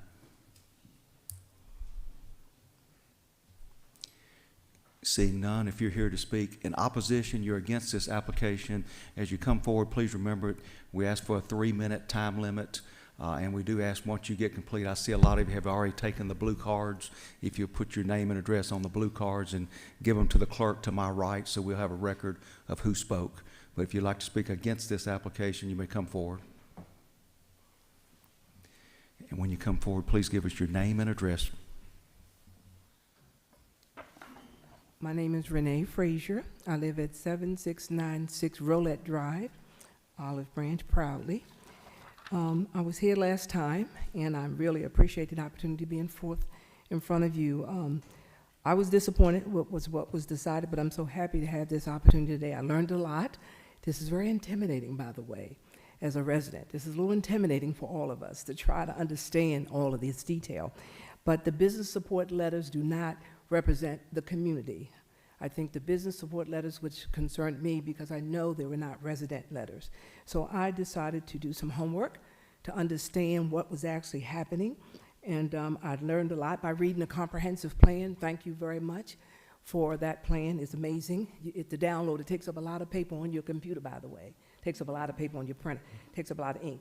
So here are the 5 reasons that my husband and I felt real strong about this once we really did our homework to understand what was happening. One is that the comprehensive plan, which was well done, and in my former life, by the way, I was a planner. I used to do planning, so I understood that there must have been a plan. So I did find it and you make everything very transparent on the website, by the way. Even my testimony's on the website. That's scary. But the comprehensive plan that was developed for 2040 has a guiding principle that struck me on page 26. It said, Olive Branch is first and foremost a residential community with single-family neighborhoods as its central unit of growth. Now, I've kept hearing the term change, but I think the character hasn't changed. The change is around commercial development. I mean, that's what's changing, but the community is homeowners, and that's what the community is about. And basically, that's what that statement said, and that resonated with us both. I think the other thing was to know that homeowners in general, and this is not to be negative of people that rent, homeowners tend to take good care of their property. It's a good thing. And we believe that the fact that you do pay taxes, and I heard the number of taxes, I had no idea how many taxes all of us pay, but we take care of our property. And I think home ownership is something that's important for everyone, and we feel as a community that's important. I think the other thing that I read on the comprehensive plan on page 29, 1.13 of the comprehensive plan, that the single-family dwelling units is the form of the most desirable. However, the condominium and townhomes, which are ownership, are something that evidently is in the plan, but rental is not very favorable. So that says to me, whenever there was a discussion with the community, when this plan was done, that maybe this whole conversation came up, and the community said, well, we really don't look to that. And the plan even states that, you know, rental is not as desirable. So for our specific area, that's what it says. The other thing is that the proof of demand. I don't have this great database, but I made some calls around to see about demand. And there were 15 or 20 apartments available right down the street. So, and I've done it every week. So I've just not seen this, luxury apartments, I've just not seen this demand issue. And finally, I read something really interesting, and I'm not very knowledgeable about this, but my husband's a contractor. It said that the capacity for our community is about 8 units per acre. I heard a little bit about that. But this is 15 units per acre, which is a lot. And that would certainly, in his opinion, impact water, gas, electricity, and traffic. I kind of heard a little bit about that. I don't know all the studies. But it seems to me if you double an area in terms of what was built for something different, it would have to have a negative impact. So as a result, my husband and I respectfully would ask that you vote no, because I don't really have a vote. You vote for us. And if you vote no on this rezoning of our area that is really meant to be medium density, it's not high density, it's a medium density area. And that's what the comprehensive plan says, and I believe that's what you voted for when you did it on behalf of the community with the community's input. Thank you very much. Thank you, Ms. Frazier. Anyone else?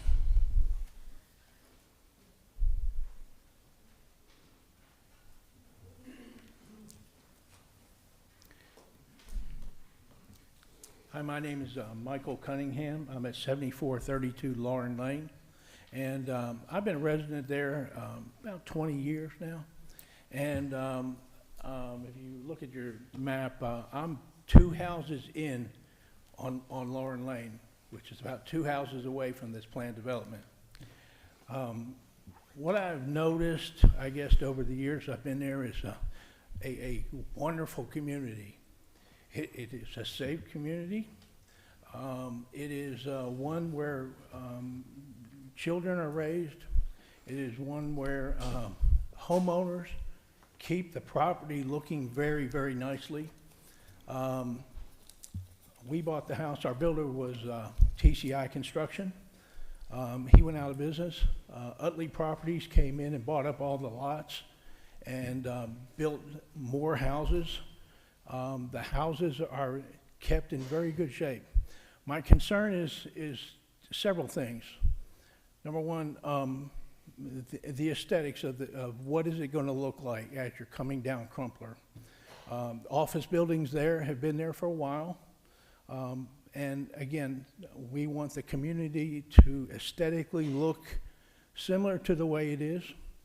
I don't know if I caught how many residential units are planned for this.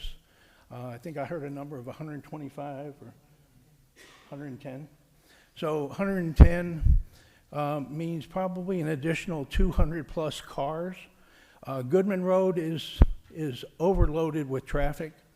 The cut through is now Lauren Lane. Lauren Lane is at 25 miles an hour. Thanks to Alderman Earhart, a couple of years ago, we had speed bumps put in. We had a stop sign put in. Speeding is still a problem. If the police department wants to increase revenue, I would recommend they just park in my driveway. But nonetheless, it's a great community. I guess I'm concerned also at the look of the plan, how many parking spaces are going to be in the unit that's just across Crumpler from where I live? And is there overflow parking that will then go to Crumpler and into Lauren Lane and into our neighborhood? I'm concerned about safety. I'm concerned about, the quality of the residential units that are going there. What is the price point for the rental property? And what happens if you don't get the 90+% capacity that you're looking for? Does that mean a reduction in rental rate and therefore attracting a different type of renter? So again, I'm concerned. I appreciate all the work that everybody's done, but I did not look at the comprehensive plan as the previous speaker did. But I'm very concerned about the safety, the aesthetics, and the wonderful place to live and grow a family that we have in the Golf Villas of Crumpler Place. So thank you. Thank you, Mr. Cunningham. Anyone else?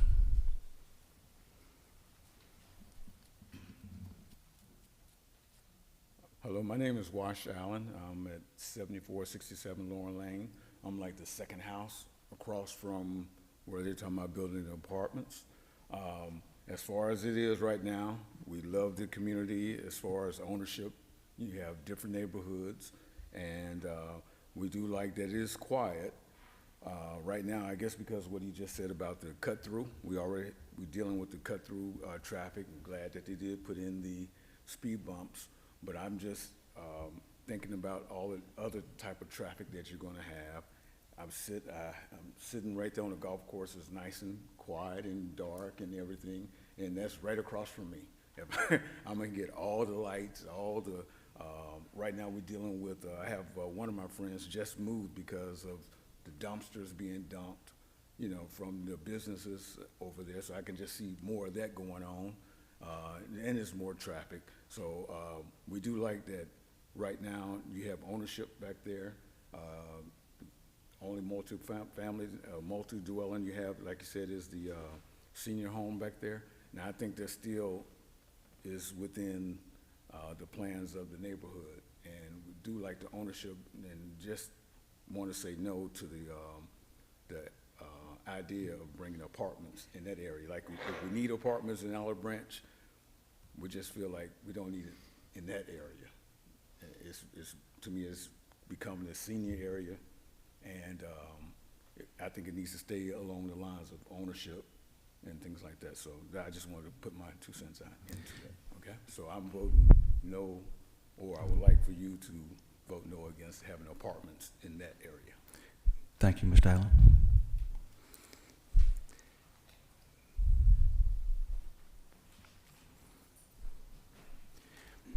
Mr. Taylor? How you doing? My name is Arthur Taylor. I reside at 7724 Rolette Drive. As previously stated, Mr. Patel and Brady mentioned businesses that were surveyed and were in approval of the apartments. I would probably say that not many of those probably employees or people that were in agreement or approval of that were residents of this community or Olive Branch as a whole. I also would like to say that they mentioned the data that suggests that apartments would be a great asset to Olive Branch. I would probably say that they did not take into account the homeowners in that close proximity and get their the temperature of how they felt about it. Based on the diagram that I saw, it was maybe one house or two that fit in that diagram that they assessed, but the community as a whole, based on the presence of who we see here today that are in opposition of this project, we don't approve of it. My greatest concern is property value. A lot of these homes we built and we want to reside here. We want to live here and pass these homes on to our children and family. And we don't want the property value to be affected by this. The traffic, if you're coming out of Crumpler and get to the light at Goodman Road, it's packed, and you miss several lights just trying to get out of there. And I can imagine what the traffic would be and how far we're back up if we added apartments to this to that area. And lastly, well, the road conditions. We all have been addressing the concerns and expressing our concerns to the aldermen and things of that nature in regards to the patchwork that's being done to the roads with the current amount of traffic that's in front of our homes. And if we add any more to it, it's only going to increase the amount of asphalt damage. And if we don't have it within our budget to increase the amount of repairs or repaving, what's going to happen when we introduce more traffic to Crumpler and the homes and residents around that area? Lastly, Mr. Brady and Mr. Patel keep referencing data. I'd like to see the data, the number of apartments near Mr. Brady's home in Caryville and Mr. Patel's home in Virginia. So if they could show that, you know, maybe I might be in favor of putting one near mine. Other than that, that's all I have. Thank you.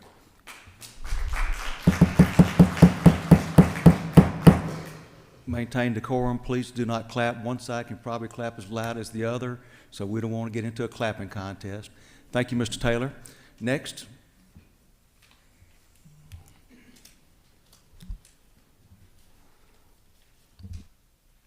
Good evening. My name is Clarence Dixon, 6391 Cody Cove, inside the Cherokee, the reserves of Cherokee.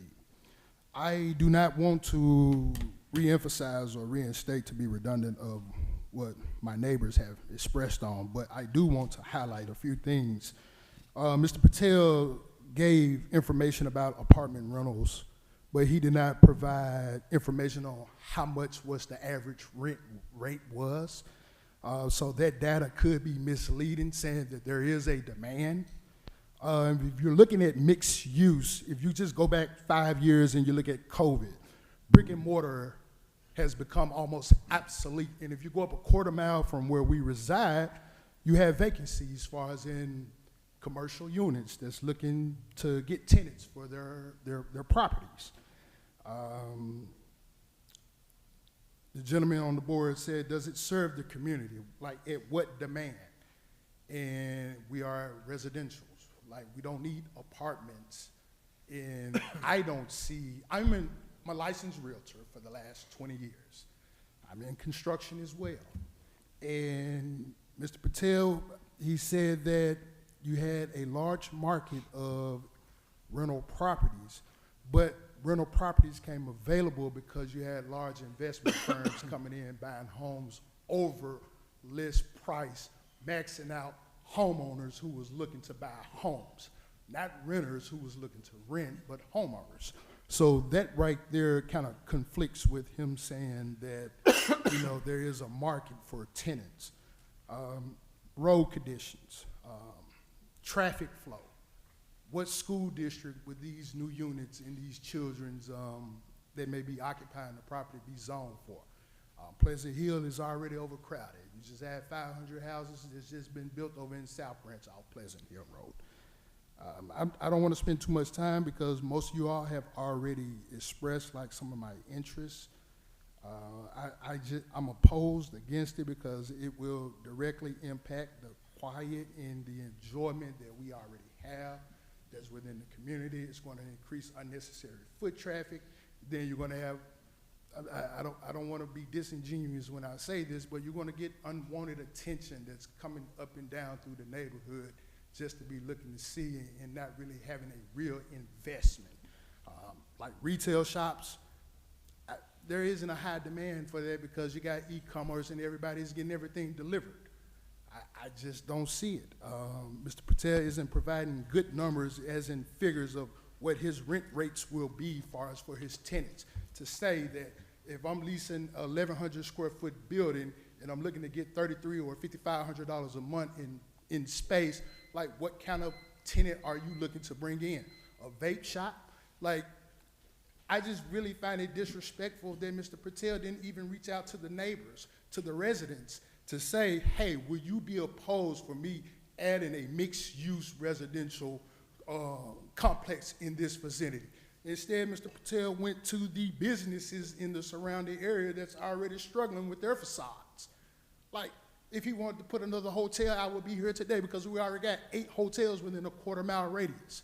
So you can't say that, hey, it was previously zoned for a hotel. I'll be here today and say, we don't need another hotel. We just added a Quality Inn.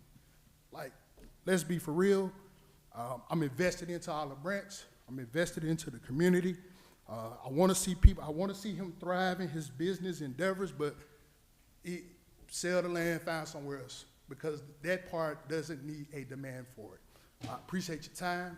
Thank you all. And y'all addressed most of my concerns already. Thank you, Mr. Dixon. Anyone else? Mayor, just real quick for the record, I don't think Mr. Shaw is the type person that gets offended by this, but for the record, for our public, the applicant's name is Mr. Priyank Shah, not Patel, Shaw. That's okay. He's a good guy and he's not going to be upset. One other thing. Mr. Namish Patel is Crumpler Holdings. That's the partner. So we did use Patel tonight, but that's the partner. One other thing. If it were to be a hotel, it wouldn't have come before the board. It would just be it's already zoned for that. It wouldn't come before us for approval like that. So isn't that correct, Mr. Gambone? Yes, sir.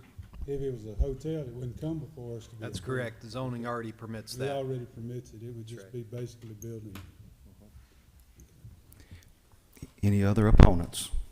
You'd like to speak in opposition?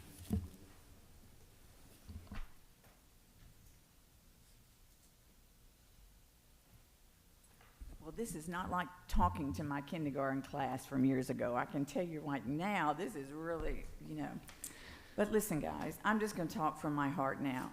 All these concerns of our Ma'am, neighborhood have been ma'am, met. could we get the name and Oh, address? yeah. The clerk just That's has to right. capture this. Oh, yeah, that's right. I just go right in usually. Carlita Perkins. I live at 7459 Lauren Lane. Got it? Okay. I live 3 doors into our community. I can stand in my backyard and see the land where this is going to be built at. I feel like my privacy will be taken away. If I want to sunbathe, not to be funny, or if I want my grandkids out, I don't feel safe with this. We save money to come down here to Olive Branch. I taught school for 27 years. We save money to come down here. And we found the perfect place, a golf villa. My husband could play golf. It was peaceful, and yes, there has been a lot of development, but our neighborhood has stayed our neighborhood. Our neighborhood has stayed friendly, family friendly. We take care of the yards. We're just a family there, and I feel safe. I am a senior citizen. I won't feel safe there. I just do not. You take 110 units there, and you times that by 2 people and a bunch of kids and teenagers. And I will say this, I don't know if any of y'all have been to the Vineyards lately, where you've seen the apartments behind where Sonic was. I'm not saying that these apartments wouldn't be very nice, but they go down. They're not permanent residents that care like we do. We are a family in our neighborhood. We take care of our property. And I think all these other considerations, everything these speakers have said is absolutely true about the traffic patterns. There's speed bumps because speeders come up and down. We are cut through now to get over to Craft Road. And it's just a lot of traffic. And I can't imagine what it would be like if there were 110 more cars right there at us. And anyway, I really don't want to sit in my backyard and look at all of this, And so I would, from the bottom of my heart, appreciate if you would vote no to this rezoning, because basically this was our dream. And I hate for that to be taken away. Thank you. Thank you. Anyone else?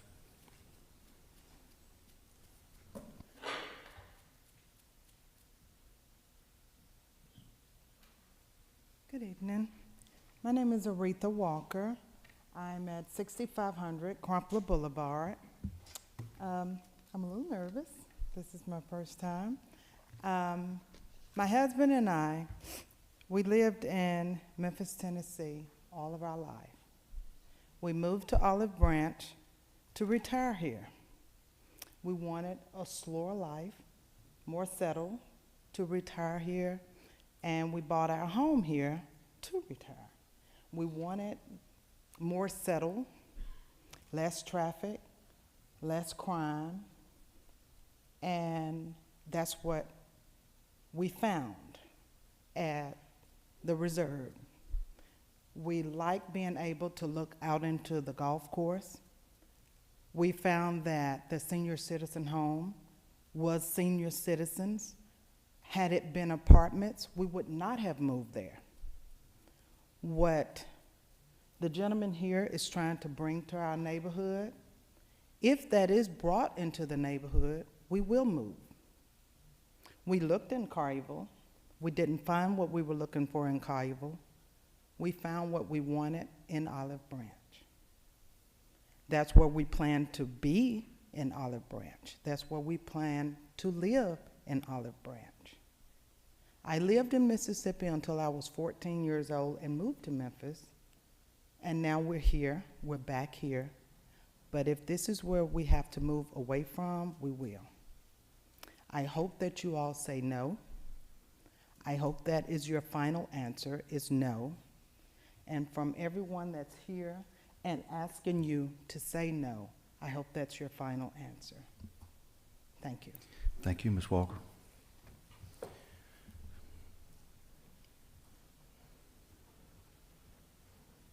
Anyone else?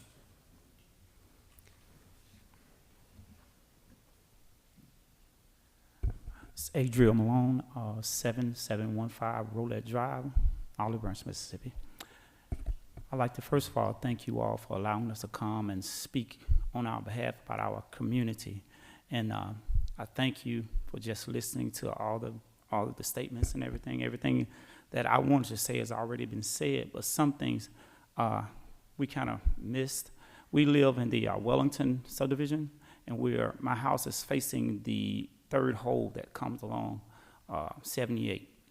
And at some points, we already experienced some things that's going on. We've had to call the police about. We have people walking from Sanders Road through the woods, jumping the fence in our yards. And they come through there and they, out of nowhere, I'm cutting grass and all of a sudden I see these people just walking out of nowhere. And we've had complaints with people going to the vacant lot, smoking marijuana. People will go to the cove and they'll just sit there and do whatever.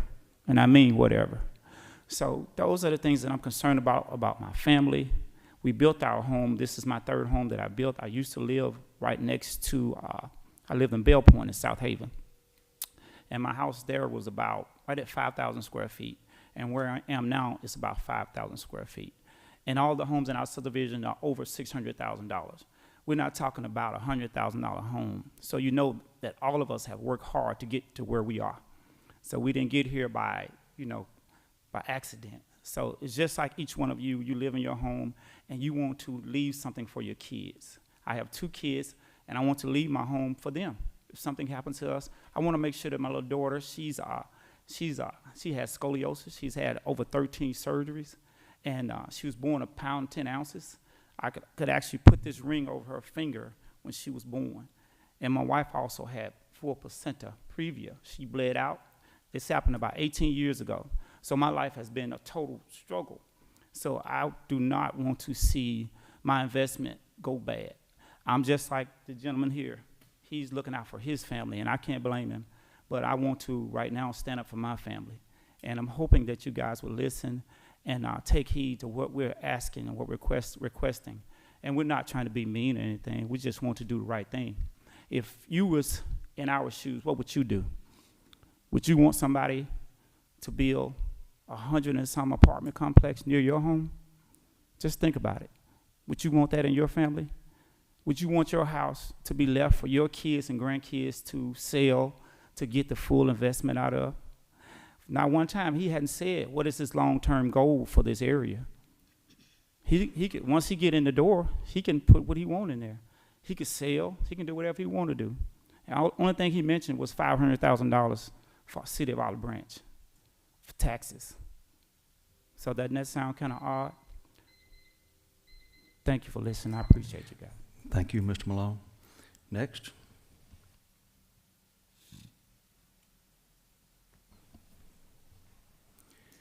Mr. Hall, good evening.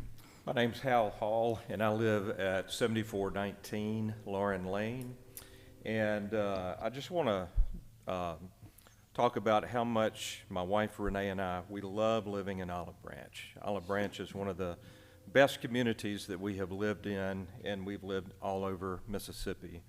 And we bought our house a little over 10 years ago on Lauren Lane. We love the neighborhood, we love the street, we love everything about it. We love living on the golf course. We love the quietness of the area. That's one of the things that keeps us there, is the quietness of it.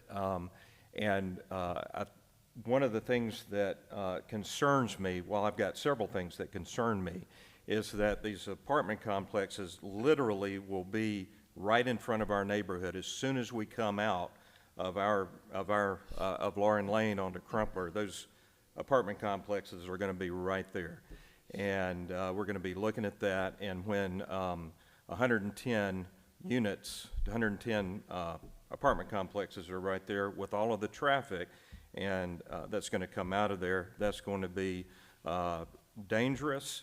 And one of the things that Renee and I love is we love to walk in our neighborhood. And we've noticed over the time that we've lived there is that Lauren Lane, and I think Mike talked about this, or Lauren Lane is a cut-through road. A lot of people use that as a cut-through road. And since I have been working out of my house now for the past couple of years, I'm at home more, and I've noticed that that road gets used a lot during the day, and there's a lot of speeders on that road, and I appreciate the speed bumps that are there, but there are a lot of speeders, and you put 110 people, 110 units with 200 cars there. I can't imagine what that's going to look like.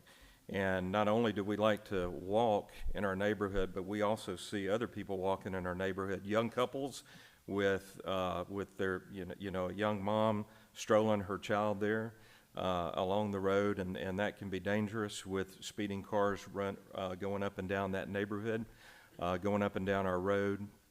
And Renee and I, we're empty nesters now, and we are expecting grandchildren, not anytime soon right now, but soon we hope that our children will have children, and that we will have grandchildren that will come and play in our front yard, and that we can walk them around.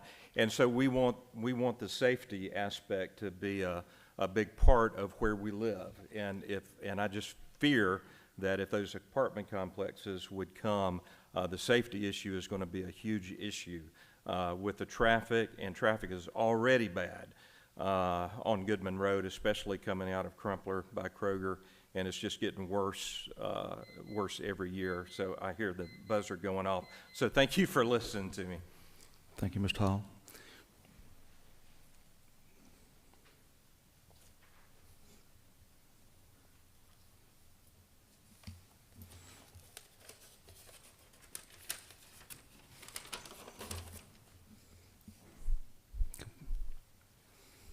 Good evening. Hello, my name is Steve Wiegard. I live at 7380 Lauren Lane. I'd just like to say my first issue with this really is that it's not following the comprehensive plan for the area laid forth. It does not fit that plan. I walk past this property every day. I walk through my neighborhood. I have a border collie that needs about 5 miles a day. So we walk past all of this through our neighborhood, the neighborhood up the road, pretty much past everyone's house who's in here right now. And while I agree with the 2 small parcels north of Lodging Lane, that kind of makes a little bit of sense to me. This other piece of property, it just does not fit with that at all. It feels like there's a mixed use property in the front, and the huge tail of it is just an apartment complex. It doesn't feel like a mixed use project to me at all. I understand that, like I said, north of Lodging Lane, there's a building there that is, but the rest of this, it really just feels like there's an apartment complex being shoehorned into this area. And I think any benefit that you would get from the extra housing, I think the harm in the neighborhood would far outweigh that. I think the property values would go down. I think you'd have a lot of people, like you've already heard people say that they would leave. I mean, literally people would leave out of there. And I understand that there may be a need for that, and it's just that piece of land is just not the appropriate area. It really does feel like it's shoehorned in there, and I understand they're trying to figure out something to do with it, and I just don't think that is the best use of that property for anyone. Other than the developer, obviously, which, that's how that goes, and I understand that. But that's my main concern. It just doesn't, it feels like a afterthought mixed-use property. I feel like the other 2 smaller parcels north of Lodging Lane, I just feel like that's just kind of an add-on to a pretty sizable apartment complex. It's not like, this is not a Cascades or a Silo Square where it's planned out. You have mixed use on the bottom, you have some things on the top. This is literally an enormous tail that's a apartment complex. That's how I feel about it, and a lot of the other things have already been said, but I just wanted to share that with y'all, and I appreciate your time, and please consider that when you make your decision. Thank you. Thank you, Mr. Wiegard.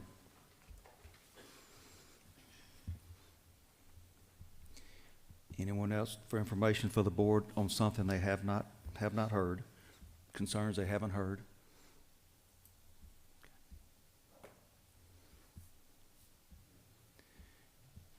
Last opportunity. I'll close public comments out at this time. Would the applicant like to come forward and give some rebuttal to some of the things that were mentioned? First of all, thank you. As I said at the Planning Commission, we respect everyone behind us that came out in opposition. They may not believe we do, but we listen, we've heard them. We did hold a neighborhood meeting. I'm not sure why it wasn't better attended, where we did show the neighborhood what we were proposing to do. But I'd just like to say what I'm hearing, it sounds, with the exception of a couple statements, sounds like some general anxiety about development is what I'm hearing, a lot of ancillary concerns that are existing, traffic concerns, and we've shown that our project provides or generates less traffic. The traffic's there, the crime out here, again, anxiety about development. This site is zoned commercial. It can, as Alderman Wallace clarified, it can be a hotel, 150 units tomorrow, which will have a significant more traffic impact. It can be office to Alderman Earhart's, which will have 1,400 trips a day, significantly larger traffic impact. And the last thing I'll say is, every community, Collierville, Germantown, Olive Branch, South Haven, Horn Lake, all of us, we have a housing crisis. The price of housing is going up. It's unaffordable for workforce individuals. We're trying to provide that because that is a need. I don't know if you guys see it, but when I go, the service isn't there. It's hard to find good people. We need those people in our community. I support Olive Branch. Like I said, I lived in Olive Branch for a long time. I've got a piece of my heart's in Olive Branch. I raised my kids here. So I just wanted to say thank y'all for the opportunity to be here. I don't necessarily want to rebut anybody. I just want to say we heard them and we respect it. And thank you all. Let me ask you one question on the three buildings that are on Crumpler. I believe it's three. Two. Four. Is it four buildings? There's on two Crumpler? Buildings facing Crumpler. Two on Crumpler. Same Two as the behind office. Two behind it on Lodging Lane, yes, sir. How many apartments are in those four buildings? 65, I believe. 65, I believe. So the other The balance of it 45 is, are north of Lodging Lane? yes. Okay. Any additional questions, board?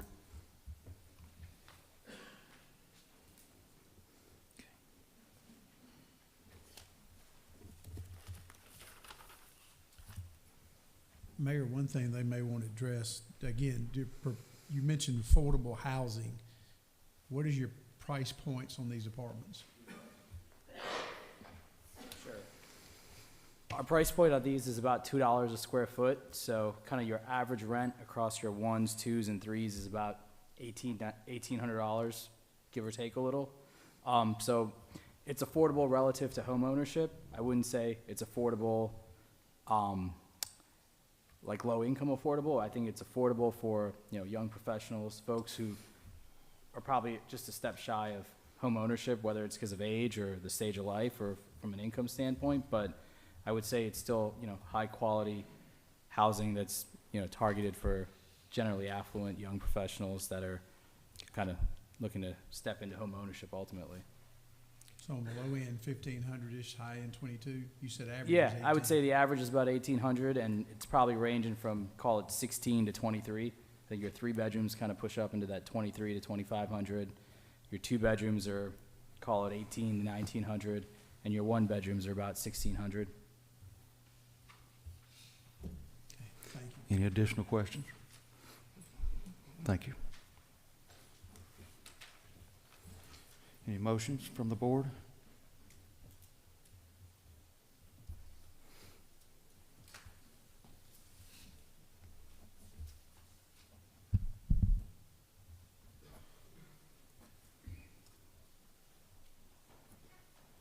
I'm gonna make a comment on this. I kind of agree with Mr. Earhart. I don't like the part that's on, Crumpler Boulevard. I just don't like that. It's not correctly, the zoning is different than they're asking for. In the way it's presented, I'm not gonna be for it. And so I'm gonna make a motion we deny. Motion to deny by Collins, second by Wallace. Any additional discussion? Just for clarity's sake, the supermajority we discussed earlier is only applicable if you were having a motion to approve. So a motion to deny only requires a simple majority for that to pass. Thank you, Mr. Dye. 4 out of 7 for the motion. We had a couple of things, because if we're gonna make a decision, we gotta make sure we got all the facts here. And one of the questions that came up was, where are these kids, if they're kids, and where do they go to school? Pleasant Hill Elementary is not where they'll go. They're gonna be in the Olive Branch zoning area. So they'll go to Olive Branch Elementary, Olive Branch Middle School, intermediate, and high school. The high school has around 1,000 students. They have room for probably at least 300 or 400 more in the high school. The middle school is about the same scenario. It's nowhere close to being packed or at capacity. Y'all have concerns, and they're very valid concerns about your property values going down. That's come up in multiple situations. I'll give 2 examples. I've used them before. Windstone was very concerned when we put a Burger King by that, completely, we had a room much fuller than this, worried about their property values in Windstone going down because we had a Burger King going beside them. Well, Windstone is probably the most desirable area in the city as far as mine housing, and it has not lost 1 cent in value. The same scenario, we heard about a convenience store, and the applicant brought in some data that showed the housing around those convenience stores, the value of those homes increased just as much or about the same as everywhere else. So there are valid concerns. I just don't believe that's true. I know, no, sir. Public comments are closed, sir. Continue, Mr. Dixon. So when we make a decision, we need to make sure we have the facts. And I understand that you have concerns about apartment complex around you. I live within. Sir, public comments are closed. Thank you. I live Continue, Mr. Dixon. by one of the largest complexes. I live in Plantation Lakes. The old Plantation Apartments has changed names, but I'm right around the corner from them. I know when you say would you want it in your neighborhood? I'm already living by one. And I've dealt with it as a homeowner president for several years when we had people walking back and forth.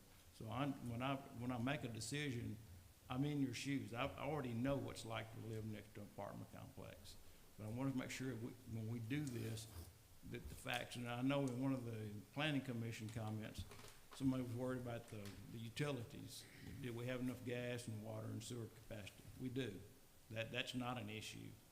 I guess the issue is, to me, is this a good fit for this area? And I'm not sure it is. Thank you, Mr. Dixon. There's been a motion and a second to deny this application. Mr. Dye explained a simple majority of 4 out of 7 would pass the motion. A yes vote will be to deny this application. A no vote will be to not deny the application. Roll call, please, Ms. Stewart. Aldridge. Yes. Collins. Yes. Dickerson. Yes. Earhart. Before I vote, I want to make a couple of quick comments too. I've been very pleased with your quality of work elsewhere. I've stated many a time that the true mixed development behind Kroger makes a ton of sense to me. I cannot wrap my head around the open land yet, either in its current format. And because it, again, does not meet the 2040 comp plan, I think the fit is not right. I haven't been convinced that the change of the neighborhood warrants this. It does need some change, but I will vote yes to support the motions as well. Hamilton. Yes. Henderson. Yes. Wallace. 7 yeses. This application is hereby denied unanimously. Thank you to all who spoke tonight and showed up. Next item, our Planning Commission consent items. Board, A through, how many do we have on the agenda? Sorry. I can't. Okay. Okay. First item is consent. Board is just to set a public hearing for the zoning map. And just, do you need more information on that one consent item, or is there a motion to approve that to set the public hearing for May the 20th? Mayor, can we hold on just a second, please, to clear the house, because I can't hear you. Thank you.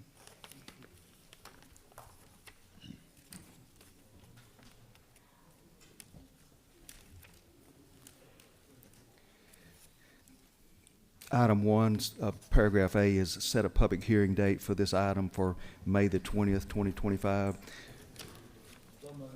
Motion from Mr. Dickerson for consent item. Second, Mr. Collins. All in favor? Aye. All opposed? That's passed. Item 2, public hearing date for consideration and action on motion declaring the condition of the following properties to be a menace to the public health and safety and directing either the city staff or contract labor to clean the property forthwith. Any that are still need to be addressed? Yes, sir. All the ones that are not highlighted on the list are still problematic. We have had 2 since the notices were sent out that have been cleaned up. I do have photos of those. Those are the last 2 on the list in green. Thank you. These are the pictures. This is the Sandage Point Detention Pond. These are the pictures taken on April 7th. And these are the pictures from April 14th. And it was cleaned, although the bottom was too wet. They couldn't quite get in there, but they even did a little bit of fence repair as well. So that one's been cleaned up. This is 7257 Crepe Myrtle Drive. You can see the picture from April 7th, and it has been mowed since that time. So those 2 are the 2 that are highlighted in green, and they would both be recommended to be removed from the list. I do have pictures of all of the other ones on the PowerPoint. They're the same pictures that you did have in your packets, and the condition of those have not changed. Would the board like to see the pictures of the others that are not cleaned? Okay.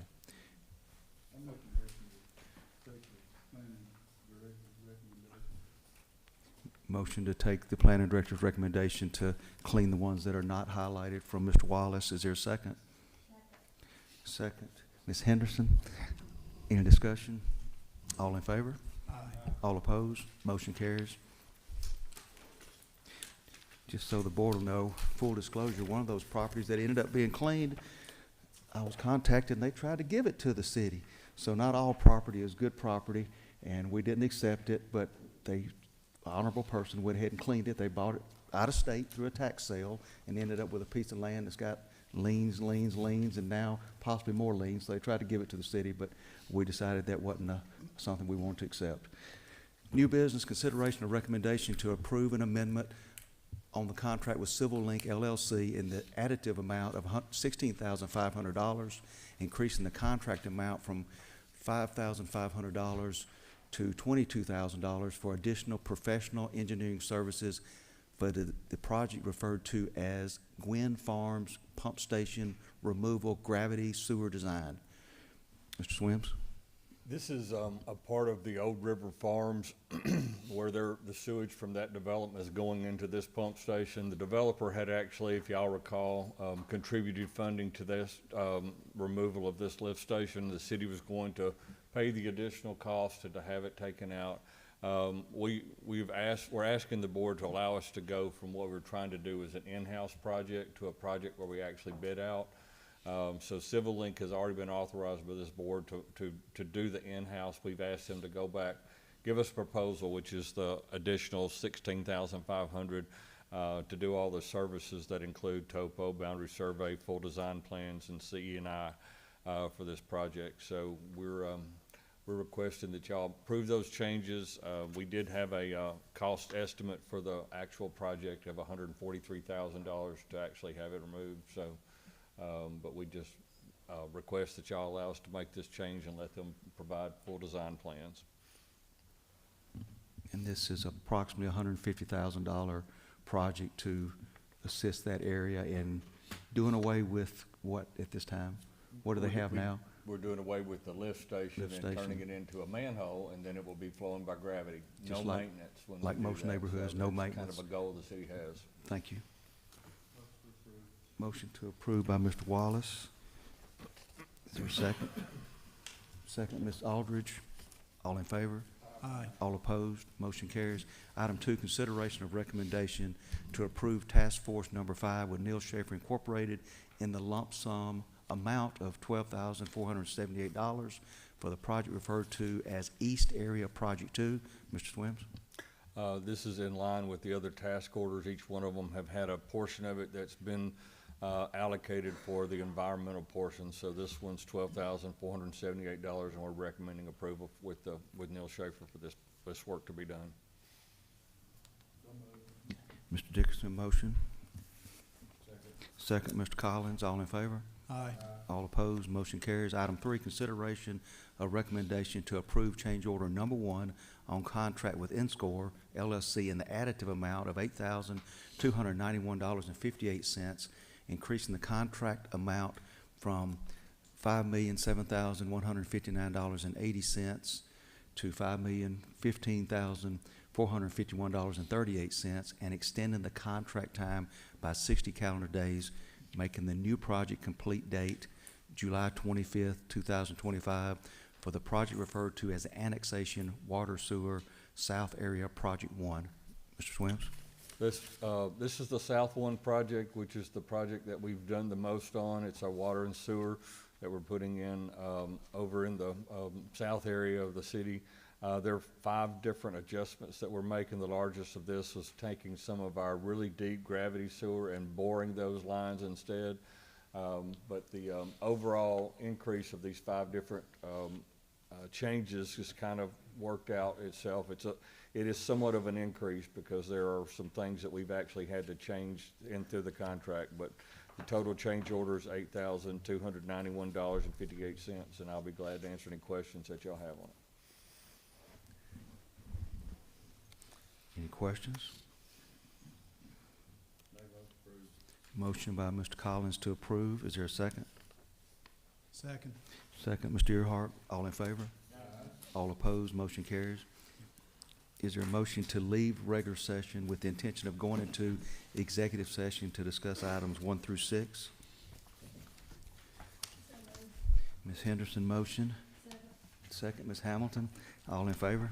Aye. All opposed, motion carries. Is there a motion to go into executive session to discuss personnel matter in the ambulance department, personnel matter in the dispatch department, personnel matters in the fire department, personnel matter in the police department, personnel matter in the street department, and personnel matters in the water maintenance department? Mr. Collins, motion. Second, Mr. Wallace. All in favor? Aye. All opposed? We are in executive session.